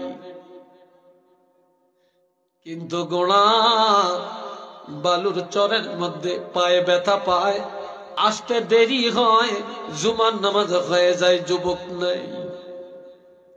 হাজার হাজার সাহাবীরা অপেক্ষায় আছে, শরীয়তের বিচারটা দেখবে, কিন্তু যুবক নাই। এই সময় হযরত আবু যর গিফারী বলেন, ও হযরত ওমর, আমি না রেডি। জল্লাদকে বলেন, জল্লাদ যেন আমাকে কতল করে ফেলে। এমন সময় আর একটা যুবক, কেউ কোনোদিন দেখে না, চিনে না, পূর্ণিমার চাঁদের মতো চেহারা, ওই যুবক দাঁড়ায় আসিয়া বলে, হযরত ওমর অপেক্ষা করেন, অপেক্ষা করেন। ওই যে অনেক দূরে দেখা যায়, গোড়ার পিঠে একটা যুবক দেখা যায় দৌড়ে আসতেছে, মনে হয় 300 মাইল দূর থেকে যুবকটা চলে আসছে। কিছুক্ষণ পর নজর করে দেখে যুবক ঘোড়া থেকে লাফ দিয়া পড়িয়া ক্ষমা চায়। ও হযরত ওমর, ক্ষমা করে দেন, আমার বিলম্বের কারণ আমি ইচ্ছা করে করি না।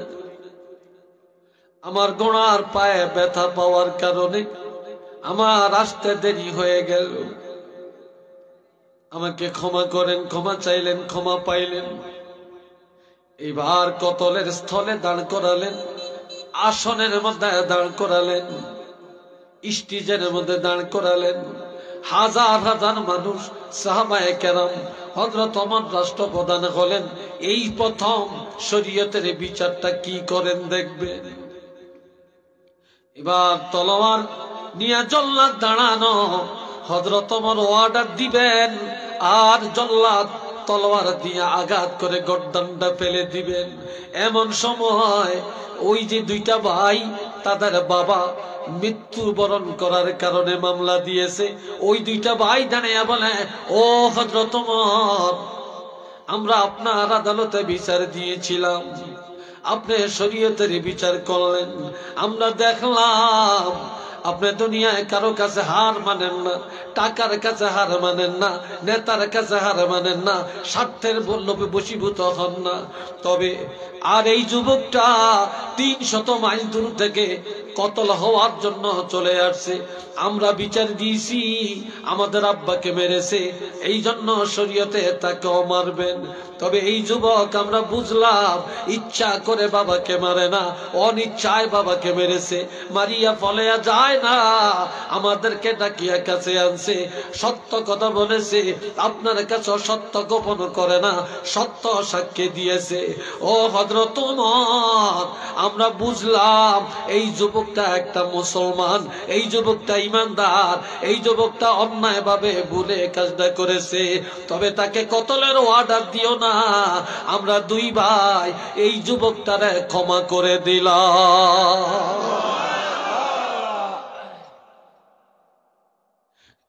শুধু ক্ষমাই করলাম না, আমরা দুই ভাই আমাদের ৩ নম্বর আর একটা ভাই হিসাবে তাকে গ্রহণ করে নিলাম। একটু চিল্লে বলেন না মারহাবা। এই ভাই দুনিয়ায় যারা সত্য কথা বলে রে, আর দুনিয়ায় ক্ষমার জন্য যারা দৌড়ায়, জীবনের বিনিময় দিয়া হলো দুনিয়ার শাস্তি ভোগ করতে চায়, জাহান্নাম থেকে বাঁচতে চায়, আল্লাহ ওয়াদা করেছেন আল্লাহ তাকে ক্ষমা করবেন, জাহান্নামে আল্লাহ তাকে ফালাবেন না। একটু চিল্লে বলেন না সুবহানাল্লাহ। আর একটু জোরে বলেন আল্লাহু আকবার। এই আদর্শে, এই চরিত্রে আমরা দুনিয়ার জীবনটা গঠন করতে সবাই চাই কি না? একটু হাত তুলে দেখাতে পারবেন? সবাই বলেন পারবেন? হ্যাঁ, চিল্লিয়া বলেন নারে তাকবীর, নারে রিসালাত। আল্লাহ কবুল করেন। একটু চিল্লে আর সবাই বলেন আমিন। আর একবার বলেন আমিন। এই মাস নবীর মেরাজের মাস, কথা ঠিক কিনা? এটা কি মাস? মেরাজ, নবীর মেরাজ। 3টা কারণে নবীর মেরাজ। চিল্লে বলেন কয়টা? এই জৈনরা জোরে বলো। 1 নম্বরে নবীর মেরাজ হলো সান্ত্বনা দেওয়া। নবুয়তের 10ম বছরে মেরাজ। আর ওই সালে নবী চাচাকে হারাইলেন, হযরত খাদিজাকেও হারাইছেন। এই দুইজন ইন্তেকাল করছে। নবীর এই বছরটা ছিল আমুল হজন, শোকের বছর। কিন্তু মক্কাতে কেউ ছিল না নবী এই শোক দূর করবে, সান্ত্বনা দিবে। এই জন্য আল্লাহ আরশে আজিমের দাওয়াত দিয়া নবীর সান্ত্বনার ব্যবস্থা করলেন। সুবহানাল্লাহ। 2 নম্বরে মেরাজটা ছিল আল্লাহর সৃষ্টি জগৎ উদ্বোধন করা। দুনিয়াতে বিল্ডিং হয়, রাস্তা হয়, কেউ না কেউ যে উদ্বোধন করে, ব্রিজ হয়, উদ্বোধন করে। আজকের এই মাহফিলটা মাইক স্টার দিয়া উদ্বোধন করছে, কেরাত পড়ছে, দোয়া পড়ছে, মিলাদ পড়ছে, দোয়া করিয়া উদ্বোধন করছে। কথা ঠিক কিনা? আমার আল্লাহ আল্লাহর সৃষ্টি জগৎ সাজালেন, তবে উদ্বোধন করেন না। নবীর মেরাজের আয়োজন করিয়া এক একটা জায়গায় নবীর এক একটা নাম বসাইয়া দিয়া আল্লাহর সৃষ্টি জগৎ উদ্বোধন করে দিলে। এ তো মারহাবা বলেন। 3 নম্বরে আমার নবী শুধু নবী না, নবী হলেন একজন আদর্শ শিশু, নবী একজন আদর্শ যুবক, নবী একজন আদর্শ স্বামী, নবী একজন আদর্শ নেতা, নবী একজন আদর্শ রাজনীতিবিদ, নবী একজন আদর্শ সেনাপতি, নবী একজন আদর্শ সৈনিক, নবী একজন আদর্শ সেনাপতি, নবী একজন আদর্শ ডাক্তার, নবী একজন আদর্শ কৃষক, নবী একজন আদর্শ কাঠুরিয়া, নবী একজন আদর্শ ন্যায় বিচারক, নবী একজন আদর্শ রাষ্ট্র পরিচালক। এই জন্য এগুলা করার জন্য ট্রেনিং দেওয়ার দরকার। আল্লাহ পাক আরশে আজিমের দাওয়াত দিয়া আরশে আজিমের মধ্যে নিয়া নবীকে ট্রেনিং দিয়া জমিনে পাঠিয়ে দিলেন। এরপর পরের বছর আগের বছর মেরাজ, পরের বছর আল্লাহ অর্ডার দেন আপনি হিজরত করে মদিনায় যান।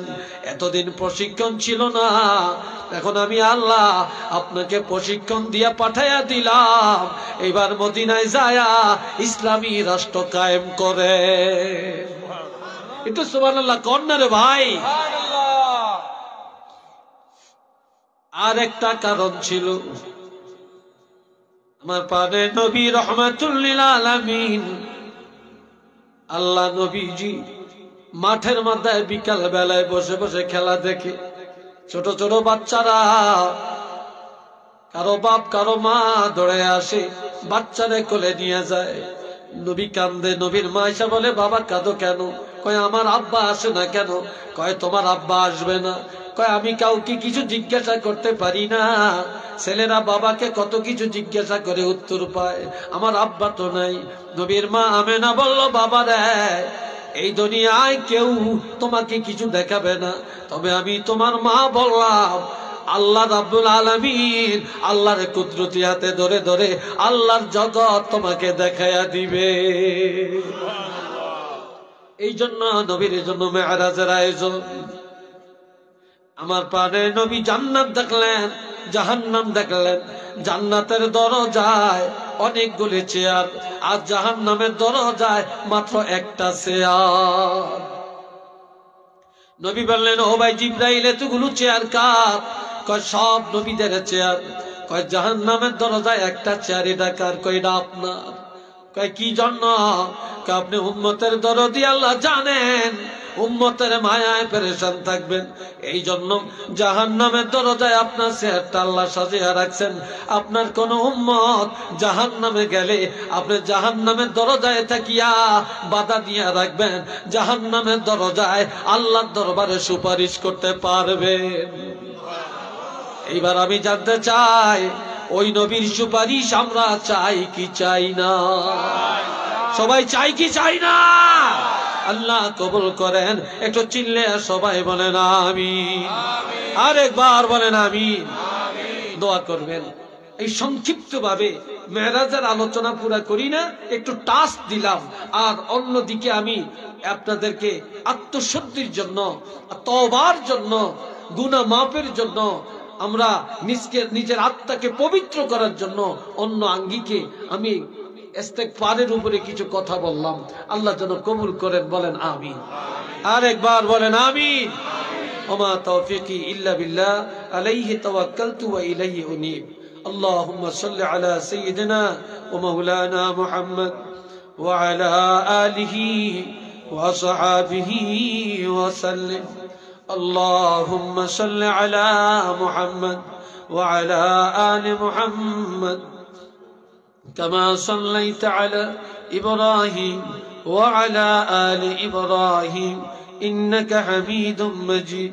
اللهم صل على سيدنا محمد النبي الأمي وآله وسلم.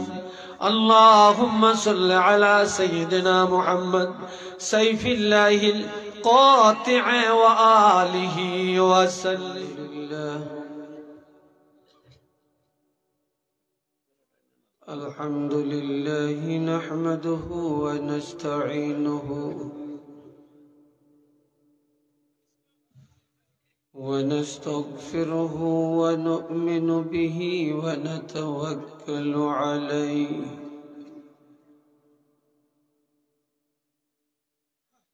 ونعوذ بالله من شرور أنفسنا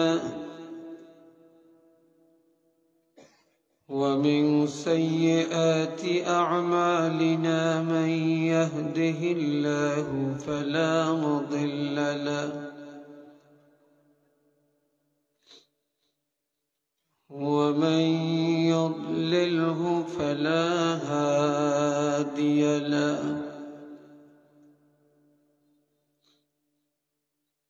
ونشهد أن لا إله إلا الله وحده لا شريك له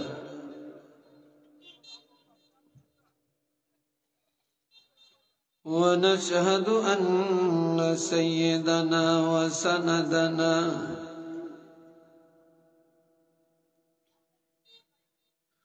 ونبينا وشفيعنا وحبيبنا ومولانا محمدا عبده ورسوله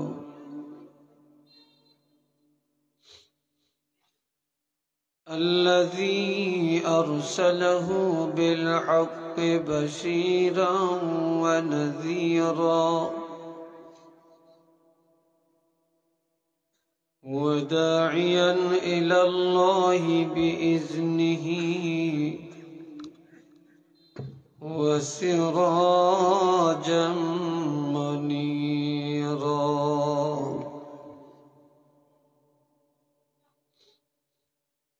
أما بعد فأعوذ بالله من الشيطان الرجيم. بسم الله الرحمن الرحيم.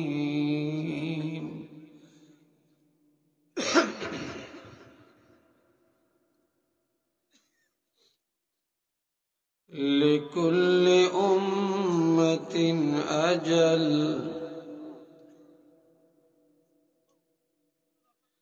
إذا جاء أجلهم لا يستأخرون ساعة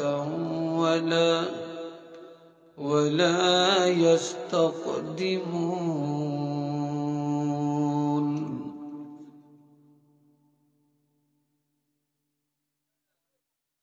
وقال تعالى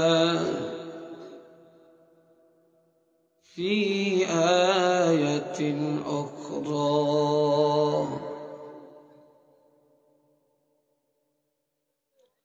سبحان الذي أسرى بعبده ليلا من المسجد الحرام إلى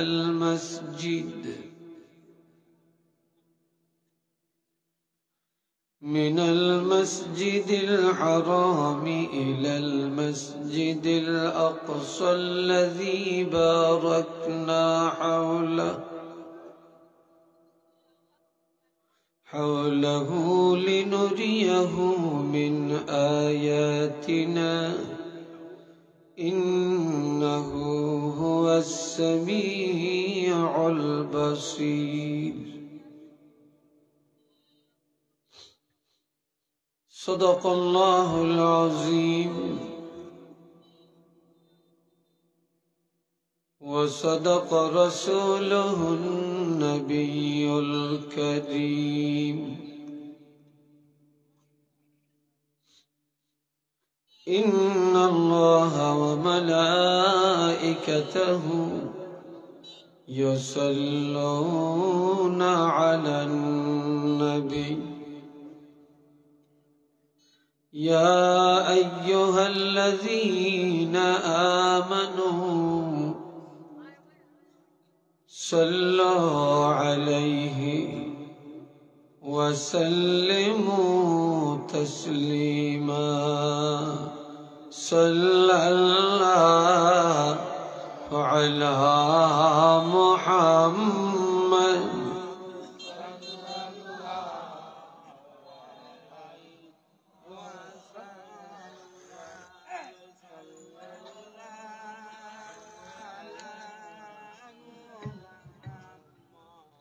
صلى الله عليه দরুদ শরীফ পড়বেন, এটা কি আরেকজনে বলতে হয়? দরুদের চাইতে মাকবুল ইবাদত, নফল ইবাদতের মধ্যে আর কোনটা নাই।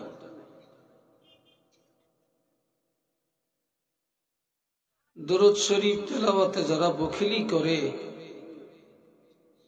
তার চাইতে বড় বখিল দুনিয়াতে আরেকজন নাই।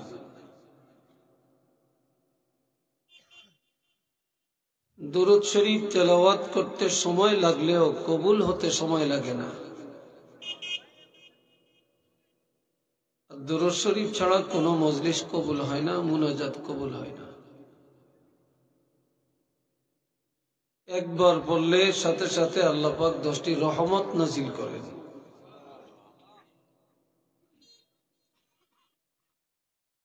আপনারা জবান বন্ধ করে রাখবেন না, জবান খুলে সবাই মহব্বতে পড়ুন। আর আশেপাশে রাস্তাঘাটে, বাড়ি ঘরে, মেলাতে যারা যেখানে আছেন চলে আসুন। সাল্লাল্লাহু আলা মুহাম্মদ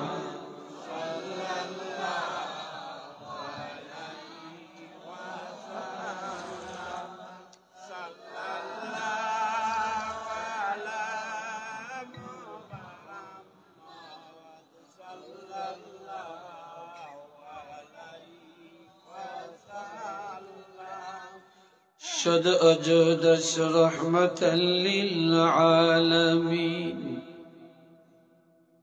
مسجد أوشد همار والزمين صلى الله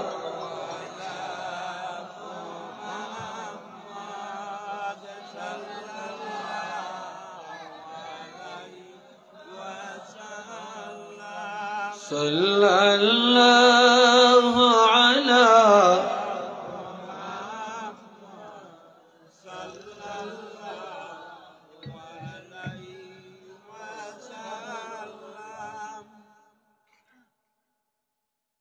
بلغ العلا بكماله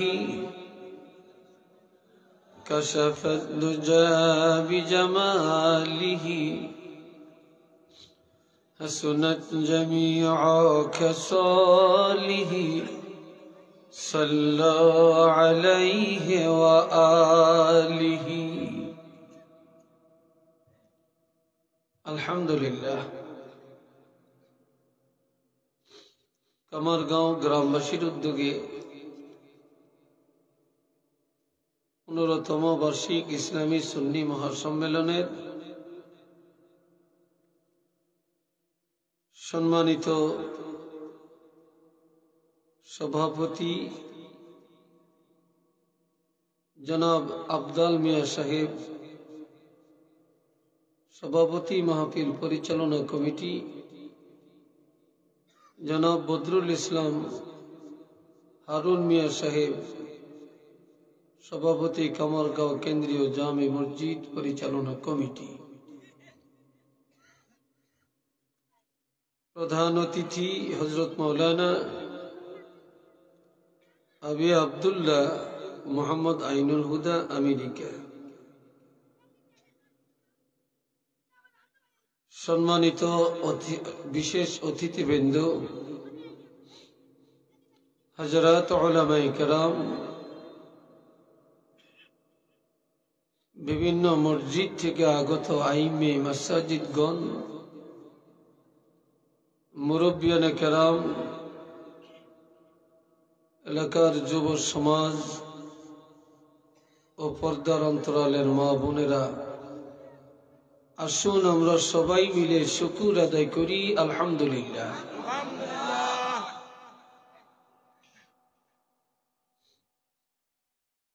শুকর আদায় করি আল্লাহ পাক এই সময়ে এই মুহূর্তে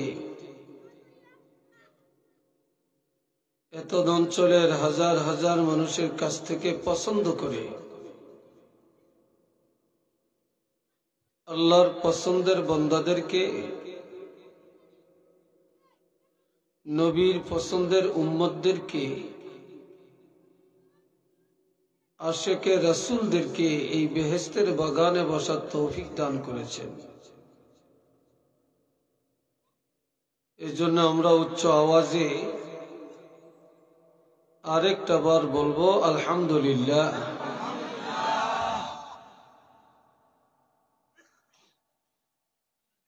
মূল্যবান আলোচনা হয়তো ইতিপূর্বে শুনেছেন, আমার পরেও আপনারা আরো মূল্যবান আলোচনা শুনবেন। আমি অত্যন্ত নালায়েক, খাকসার, গুনাহগার, আপনাদের মাঝে সার গর্ব আলোচনা করার জন্য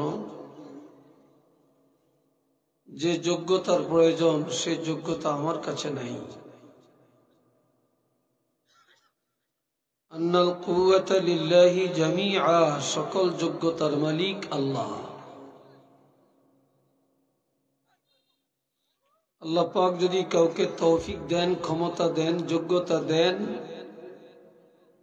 তাহলে তিনি কিছু বলতে পারবেন। আল্লাহ যদি যোগ্যতা না দেন, কারো পক্ষে কিছু করা সম্ভব হবে না।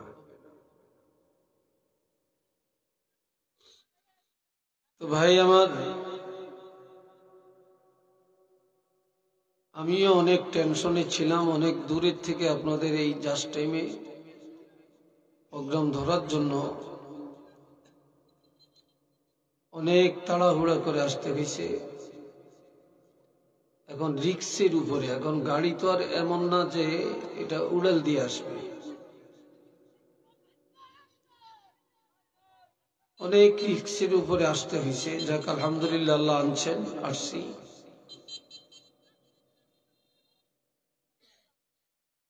আল্লাহ পাক যেন আমাকে কিছু বলার মতো যোগ্যতা দেন, সবাই বলেন আমিন।